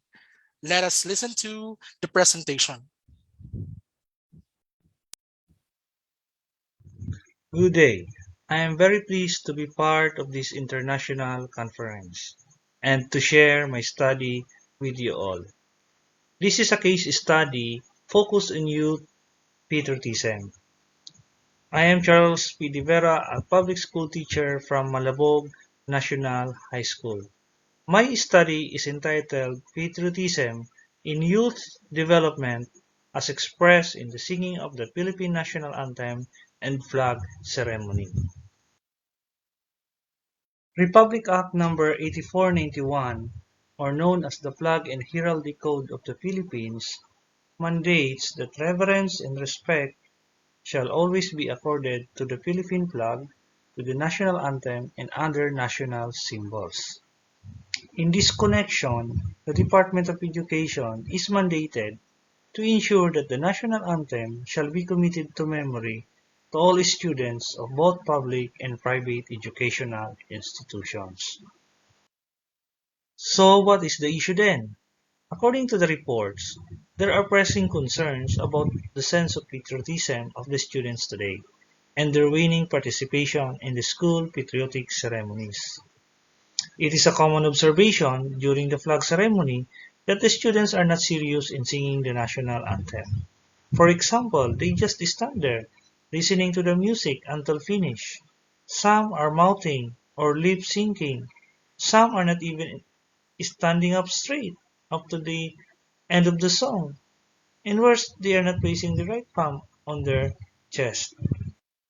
This study intended to examine students' views of patriotism as expressed in the singing of the Philippine national anthem and participation in flag ceremony, and describe how it contributed to their development as a Filipino youth.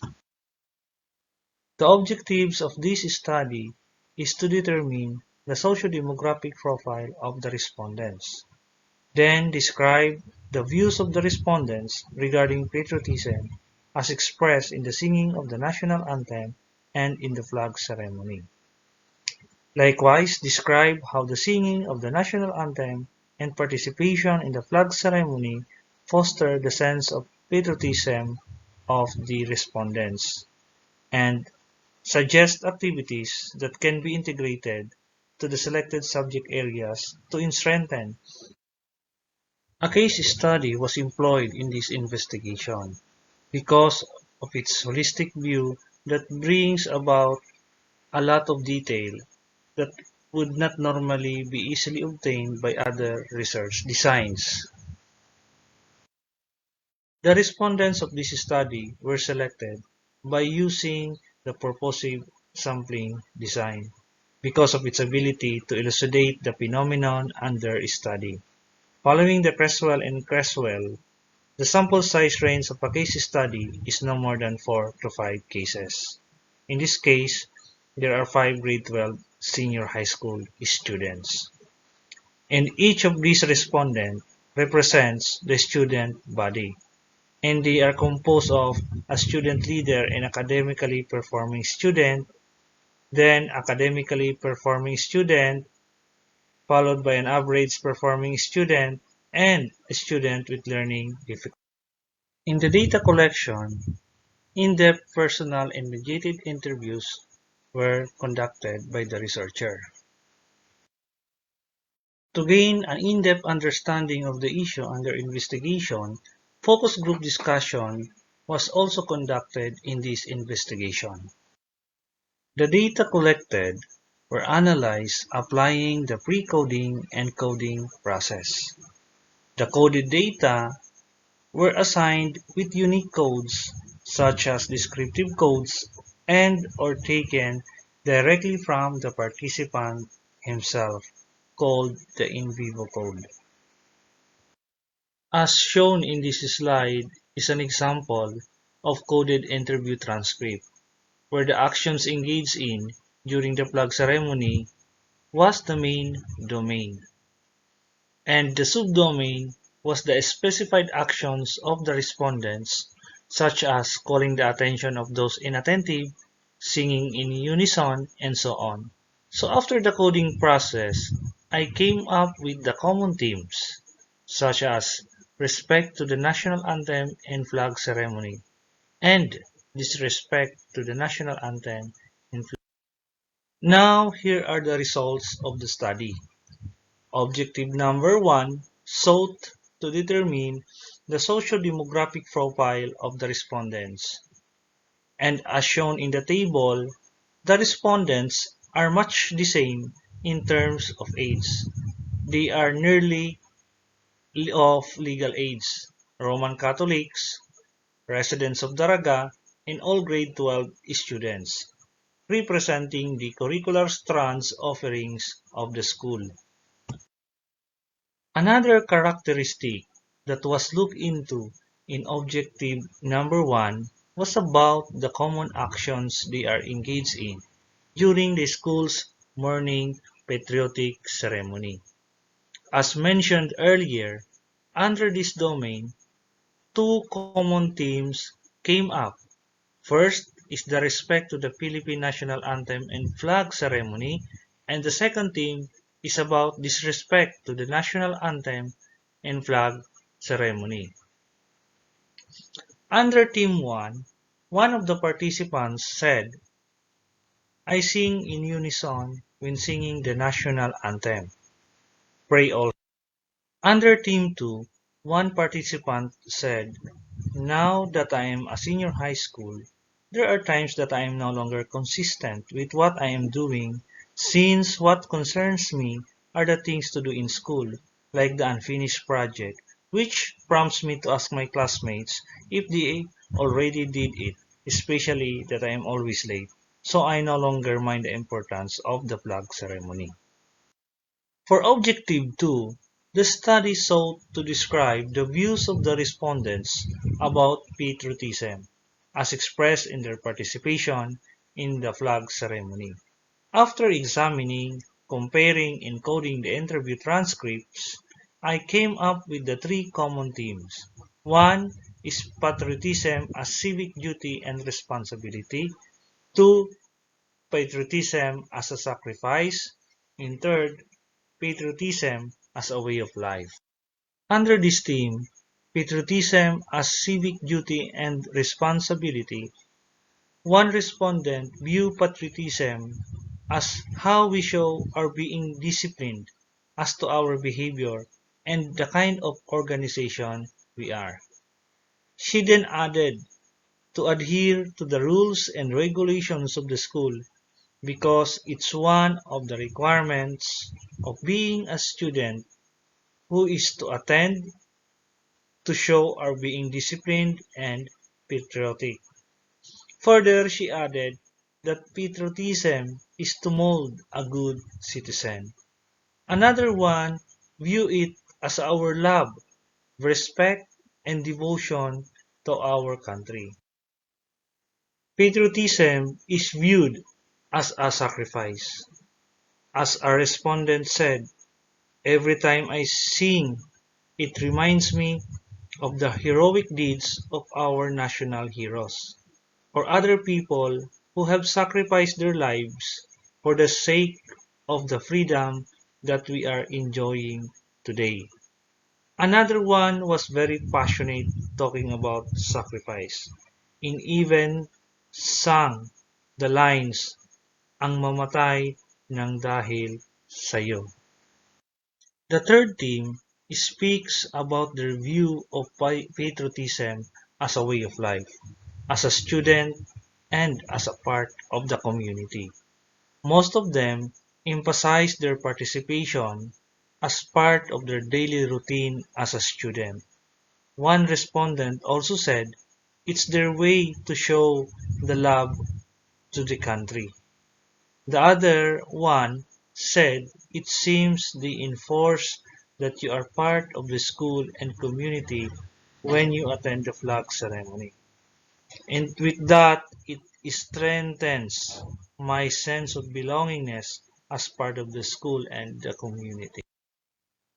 Objective 3 describe how the singing of the national anthem and participation in the flag ceremony foster the sense of patriotism among these selected grade 12 students. Based on the interview transcripts, three teams were drawn, namely Team 1, Discipline and Respect, Team 2, Service, and Team 3, Proud and Patriotic. In support to discipline and respect, they said they learned to come to school early, understood diversity, and become obedient and accountable.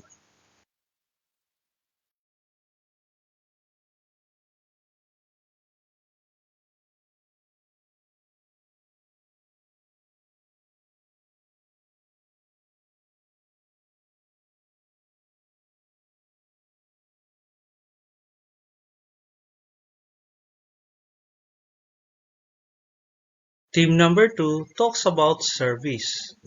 To the respondents, participation in the flag ceremony contributed to their sense of patriotism in the form of service. As respondents express, and I quote, I want to have a career. I want to contribute to the economy of the country, and I was inspired to do things like serving people. And the last theme, drawn from the interview transcript, was that the singing of the national anthem and participation in the flag ceremony fostered pride and patriotism. According to one of the respondents, as I grew up, I understand more of my duty as a Filipino citizen. I understand more the need of the community and the depth of the singing of the national anthem and flag ceremony.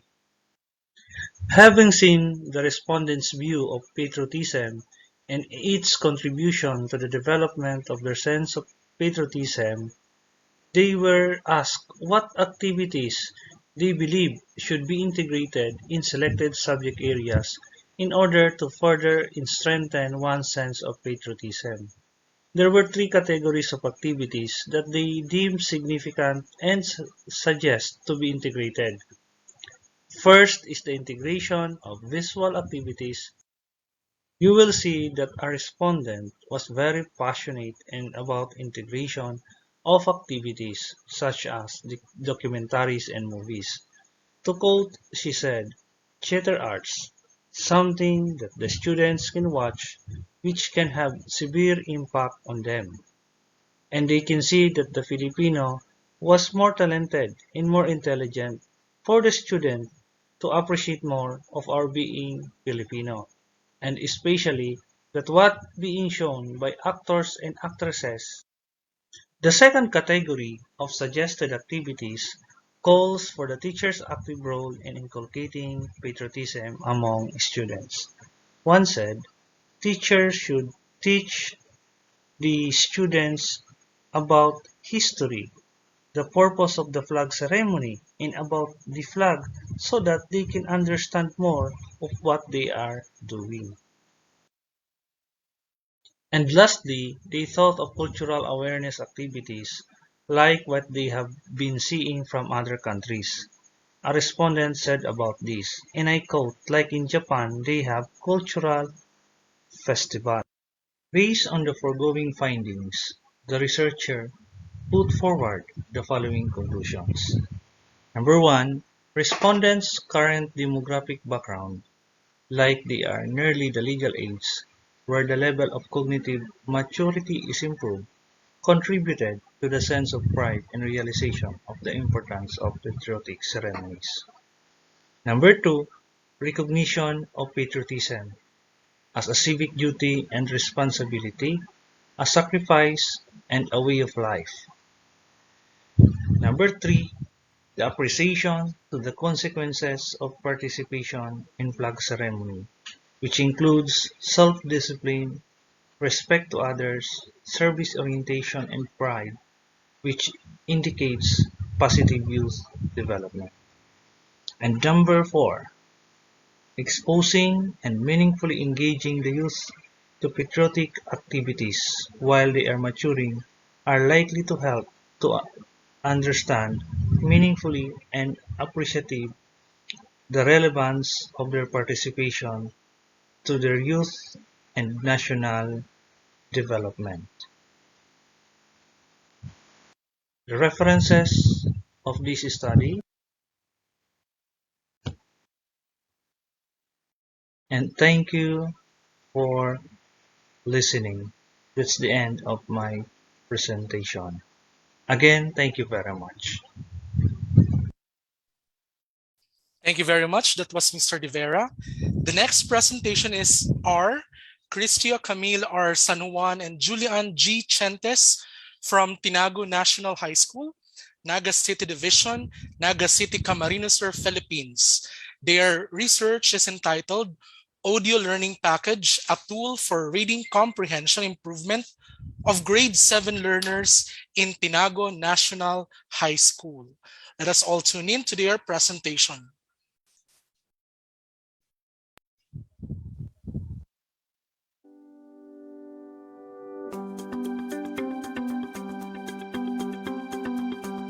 Progress in academic performance is influenced by the ability to comprehend text and illustrations. A student who cannot understand reading materials may have poor performance hence classified at the frustration level. This paper aimed to design a contextualized audio learning package that may improve the reading comprehension level of the grade 7 learners based on the K-12 curriculum. Good day, I am Julian G. Chentes. And I am Miss Crystal Camille R. San Juan of Tinago National High School, Naga City Division. Presenting our action research funded by the Basic Education Research Fund, or BERF, entitled Audio Learning Package, a tool for reading comprehension improvement of grade 7 learners in Tinago National High School. In presenting our action research, we will be using the IMROD format: the introduction, methodology, results, and discussion.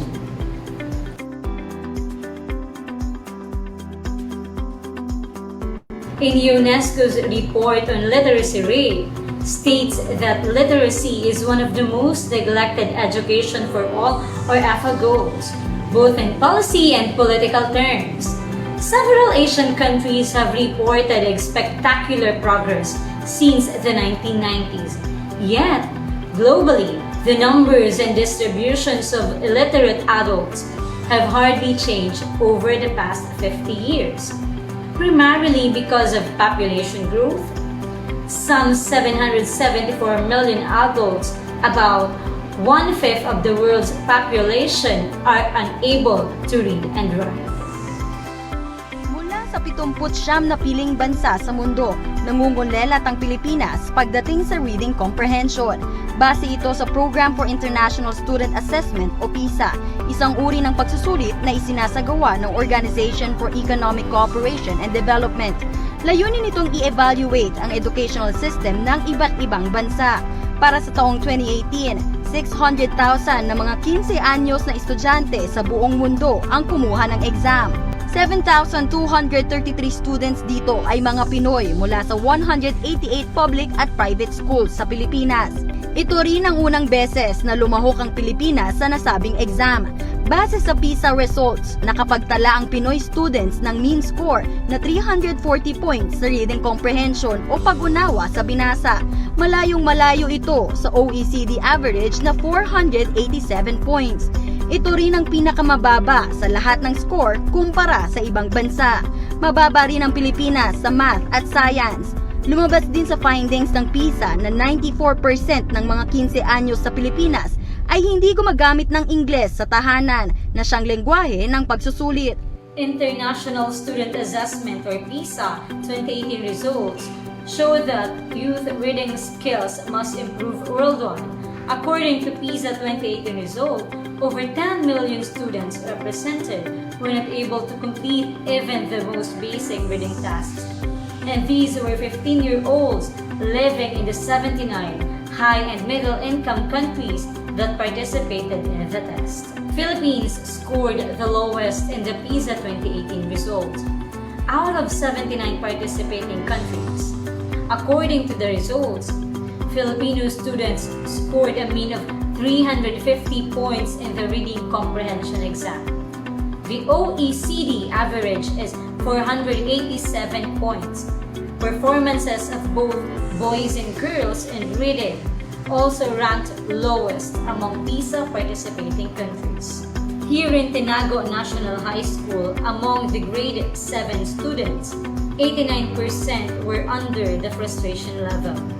The result was based on the diagnostic test, adapted test downloaded from the Scholastic Teaching Resources website, and is done upon enrollment. Among all the 237 test takers, 210 were under the frustration level. With the emerging number of struggling readers, we came up with our study. These are our statement of the problems. Number 1, what is the level of the grade 7 students based on the pre-test and post-test along vocabulary, phonics, and reading comprehension? Number 2, how effective is the instructional material in the reading level in terms of vocabulary, phonics, and reading comprehension? Third, which among the factors has the most influential in reading comprehension level of the students? Home factor, student factor, or community factor.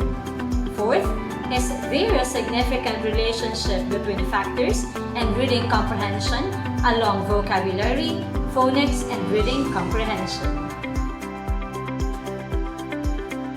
We now present the methods and procedures in the conduct of the study. Mixed method research, which employed the quantitative and qualitative approaches, was used in collecting, analyzing, and interpreting the data. Quasi-experimental is the research design applied to identify the impact of the intervention or the treatment used in the study. The respondents were selected from among the 5 groups in grade 7 classes. 2 of these classes comprise the control and experimental groups. There are 60 students respondents who participated in the study. 30 of the population came from 7 Courage, representing the control group, while the other half was from 7 Cheerfulness, representing the experimental group. The instrument used were diagnostic tests. This is an adapted test downloaded from the Scholastic Teaching Resources website. It consists of 50 items, which determines the reading comprehension level of the respondents. Second, we have the survey questionnaire. This is a researcher-made questionnaire that determines the demographics of the respondents and find out the factors affecting their comprehension level. Third, we have the researcher-made test. These are the tests constructed by the researchers consisting of 50 item tests, one for pre-test and the other one is for the post-test. The test consisted of 3 components to check the reading comprehension level, namely phonics, vocabulary, and comprehension. It was validated and approved by the experts in the area of specialization. Lastly, we have the researcher-developed audio selection material. This is the learning material containing selections that were utilized by the experimental group during the English classes. Statistical tools to analyze the data are the following. Coulter-Richardson formula was applied to measure the reliability of the given survey questionnaire. The result was 0.88, which means the questionnaire is highly correlated or reliable. Weighted mean was used to obtain the average score of the students from pre-test to post-test. This is used to direct the level of the students as well as the factors affecting the 3 components. T-test was utilized to determine the effectivity of the audio learning material on the improvement of reading comprehension of respondents. Spearman-Rowe was applied to establish the significant relation of identified factors to the reading comprehension.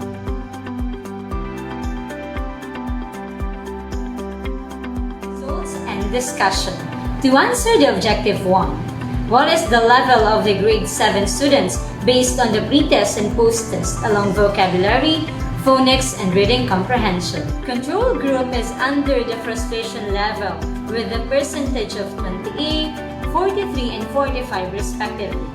It increases in the post-test with 61% along with the phonics and reading comprehension components, which is classified under the instructional level.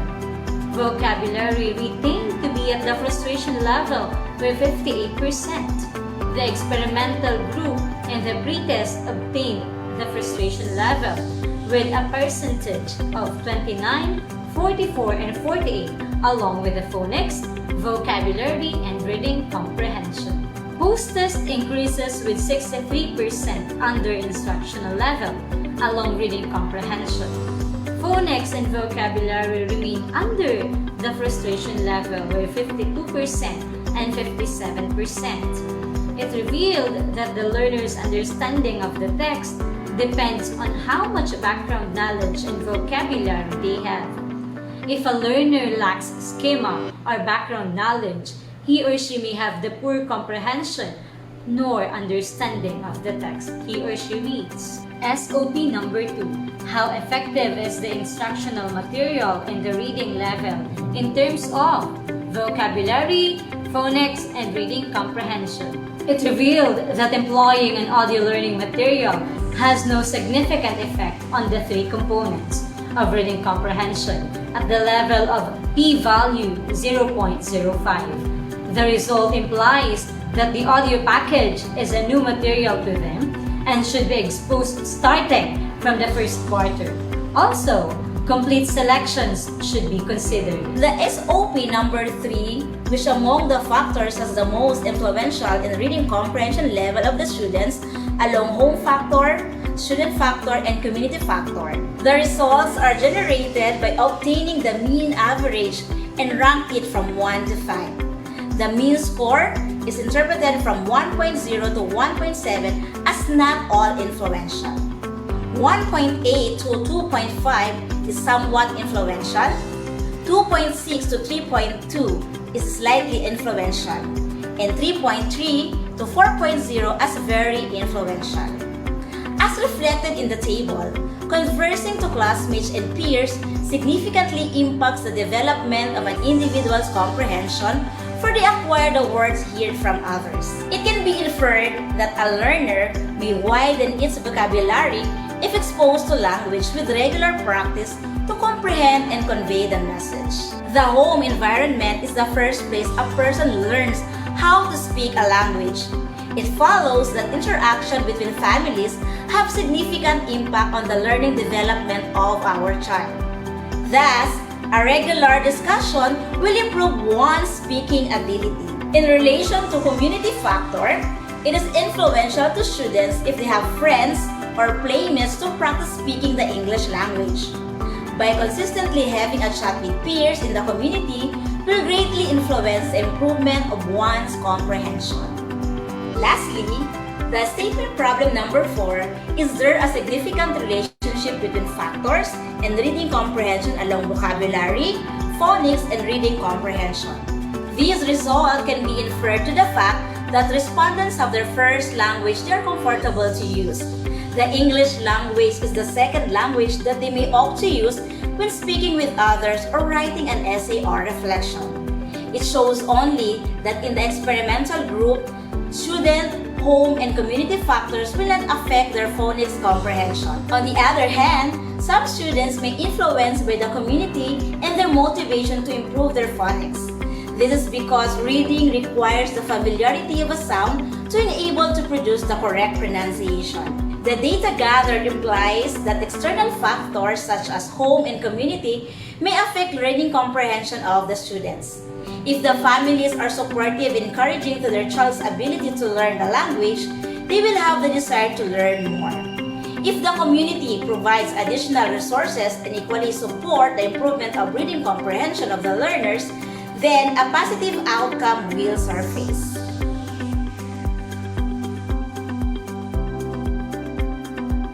The audio learning may not be effective as what the data presented. However, it cannot be neglected that in a way, the tool influenced the scores of students to direct their reading comprehension to instructional level. The audio learning package is not entirely the element that will improve comprehension skills. It will serve as one of the supplementary instructional materials which will aid the reading comprehension of grade 7 learners. With enough instructional materials, learners' capability, support from the parents and community, and the teacher's creative and effective teaching strategies, students' frustration level may gradually eradicate.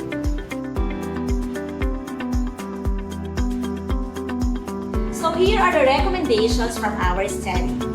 The audio learning tool can only be a supplementary instruction. The audio learning package should also consist of a series of activities and exercises. The audio learning package should be device covered in the academic year. We also recommend that there should be additional respondents from junior high school to senior high school as a school-wide action research. Future researchers could also test the significant differences in the reading comprehension factors in each reading component by utilizing a standardized or higher statistical tool. Again, this is Julianne. And I am Christia Camille. Thanks and God bless.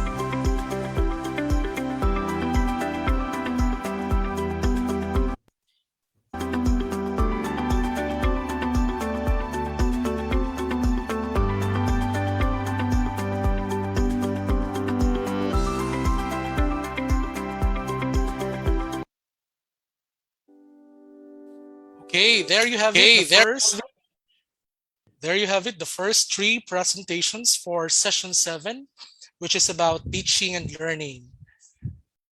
Okay, once again, good noon, good morning, good noon to those who are watching us via Facebook live stream and those who are with us here on Zoom. And as we are near the finish of our morning session, I would like to invite everyone to attend the session this afternoon. It will be about the final session this afternoon is session 7. Allow me to give you a glimpse of what you are to witness this afternoon. For this afternoon, session 7, that would be the last session. It will be facilitated, or it will be, the discussion will be on, the discussion will be by Dr. Merlene M. Paunlagi from the University of the Philippines, Los Baños. She will be talking about results-based monitoring and evaluation system, measuring the impacts of extension programs and projects. And after that, this afternoon, we're going to continue with the different presentations for session 7 also, which is about teaching and learning. Okay, so before we wrap up this morning's session, allow me to share to you these words by John Dewey. John Dewey shared that if we teach today's students as we taught yesterday's, we rob them of tomorrow. So this has been your moderator for this morning's session, day 3 of the International Conference on Education, Innovation, and Community Development. This is Mr. Dino Manuel Prestado from Nabua National High School, the school's division of Camarines Sur. And this afternoon, while we're going to have a lunch break, and while we are having a lunch break, I advise you, I suggest that you watch the video which will be shared here about the video by Mr. Howard Gardner. If you're familiar with Howard Gardner, he was the author of The Theory of Multiple Intelligences. Now, Mr. Howard Gardner will be sharing on his talk in the Harvard University, the Graduate School of Education. He will be talking about beyond wit and grit, what it takes for students, for individuals like us, that includes ourselves as teachers, how to become successful. In the old mentality, we may think that to become successful, we need to be intelligent, we need to have wit and grit. However, if we watch this video, we can learn that it takes more than wit and grit to become successful in life. So that would be the end of the morning session. I hope to see you this afternoon. The moderator this afternoon is Dr. Maria Jocelyn Pahe. So thank you very much for staying with us. It's almost 12 o'clock noon.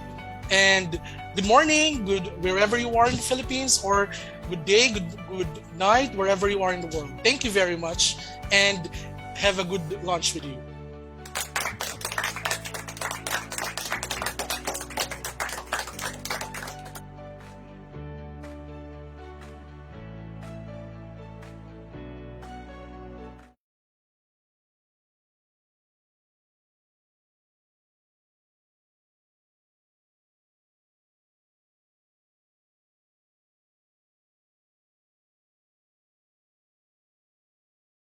So what I'm going to do in my 8 minutes is to, in 5 acts, review the work I've been doing for the last 30 years, and then project forward to the work I'm going to do for the next 30 years, and an epilogue.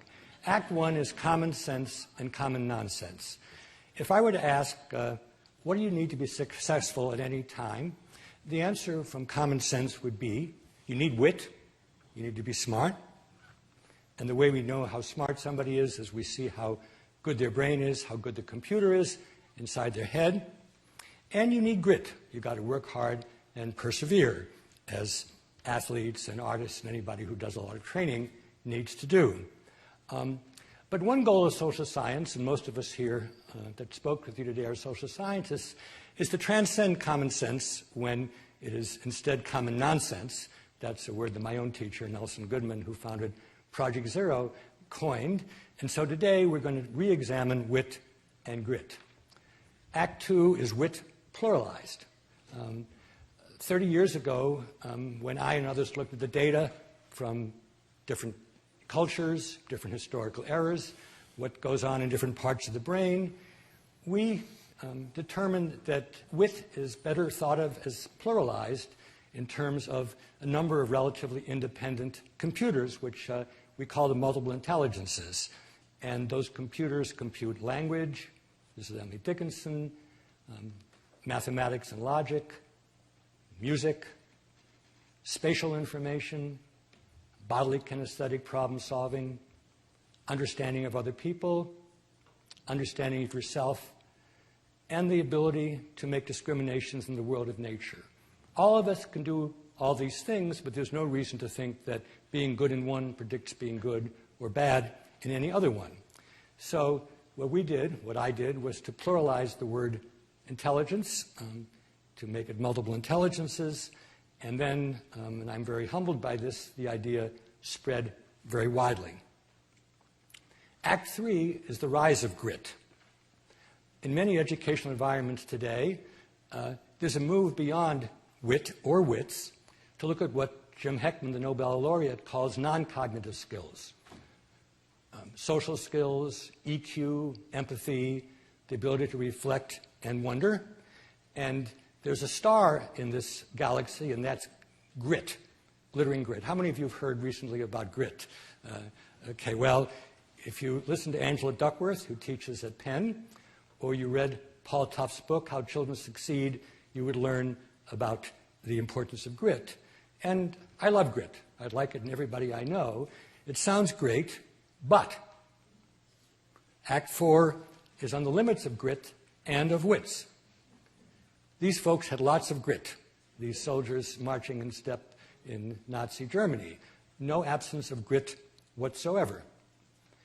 An event that happened to me brought me short in thinking about my own theory. About 20 years ago, I learned that a whole state in Australia was using the theory of multiple intelligences, and I was very excited until I learned that one of the curricular edicts was a list of all the racial and ethnic groups in this state and which intelligence it had and which ones it lacked. And I realized that you throw a meme, unit of meaning to the world, and you really don't know what kind of use people will make of it, whether it's a wit kind of meme or a grit kind of meme. Two books that may be known to people, The Best and the Brightest, a book about the Vietnam War by David Halberstam, The Smartest Guys in the Room, a book about Enron. These books are ironic references to wit and grit, because the folks who went to Enron, the folks who went to Washington to prosecute the Vietnam War, and we have to say a lot of them came from Harvard, had plenty of wit, plenty of grit, but it was not sufficient. So Act 5 presents the goods. What I believe, and I've been working with colleagues on this for a long time, is grit and wit are not enough. They have to be directed to becoming a good person, a good worker, and a good citizen. Now, about good persons, this is something we've known about for millennia, and if you follow the Golden Rule or the Ten Commandments or other religious or historic texts, that tells you how to be a good person, what to do and what not to do. But work and citizenship are more complicated. Basically, this isn't something that people have known how to do for thousands of years. Rather, different professions have developed over the last decades or centuries, and citizenship is really a concept for democratic societies where people have some say of what's going on in their community, the nation, and the planet. So what does it mean to do good work or good citizen? We spent 10 years analyzing this. The answer, which took a long time to arrive at, is there's a triple helix of good work and good citizenship. In English, they all begin with the letter E: excellence, ethics, and engagement. A good teacher, who is a good professional, knows a lot, he or she is excellent, is engaged, cares, and ethically tries to do things the right way, which is especially important when situations are complicated and you can't just, quote unquote, look it up. We developed something called the Good Project, which now has different strands: good work, good play, You can read it as well as I can. We're poorly good citizenship, good life, good collaboration. And there we try to analyze the steps which you might need to take if you want to use wit and grit in these positive directions. We've developed a good work toolkit, which is used in professionals, high school, college, even now in earlier education, where teachers and other people who work with young people can try to develop those muscles of wit and grit.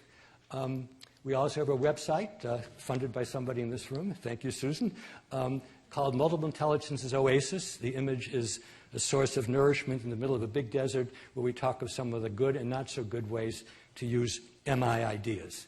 I mentioned earlier this book, Multiple Intelligences Around the World.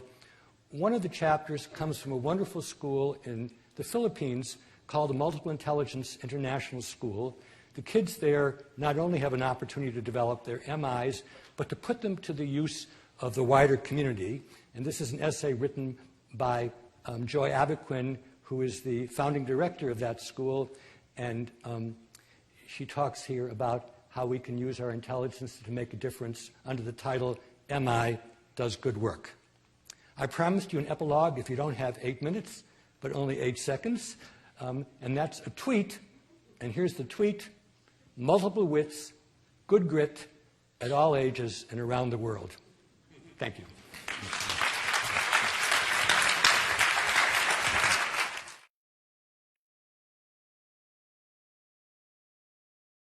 So what I'm going to do in my 8 minutes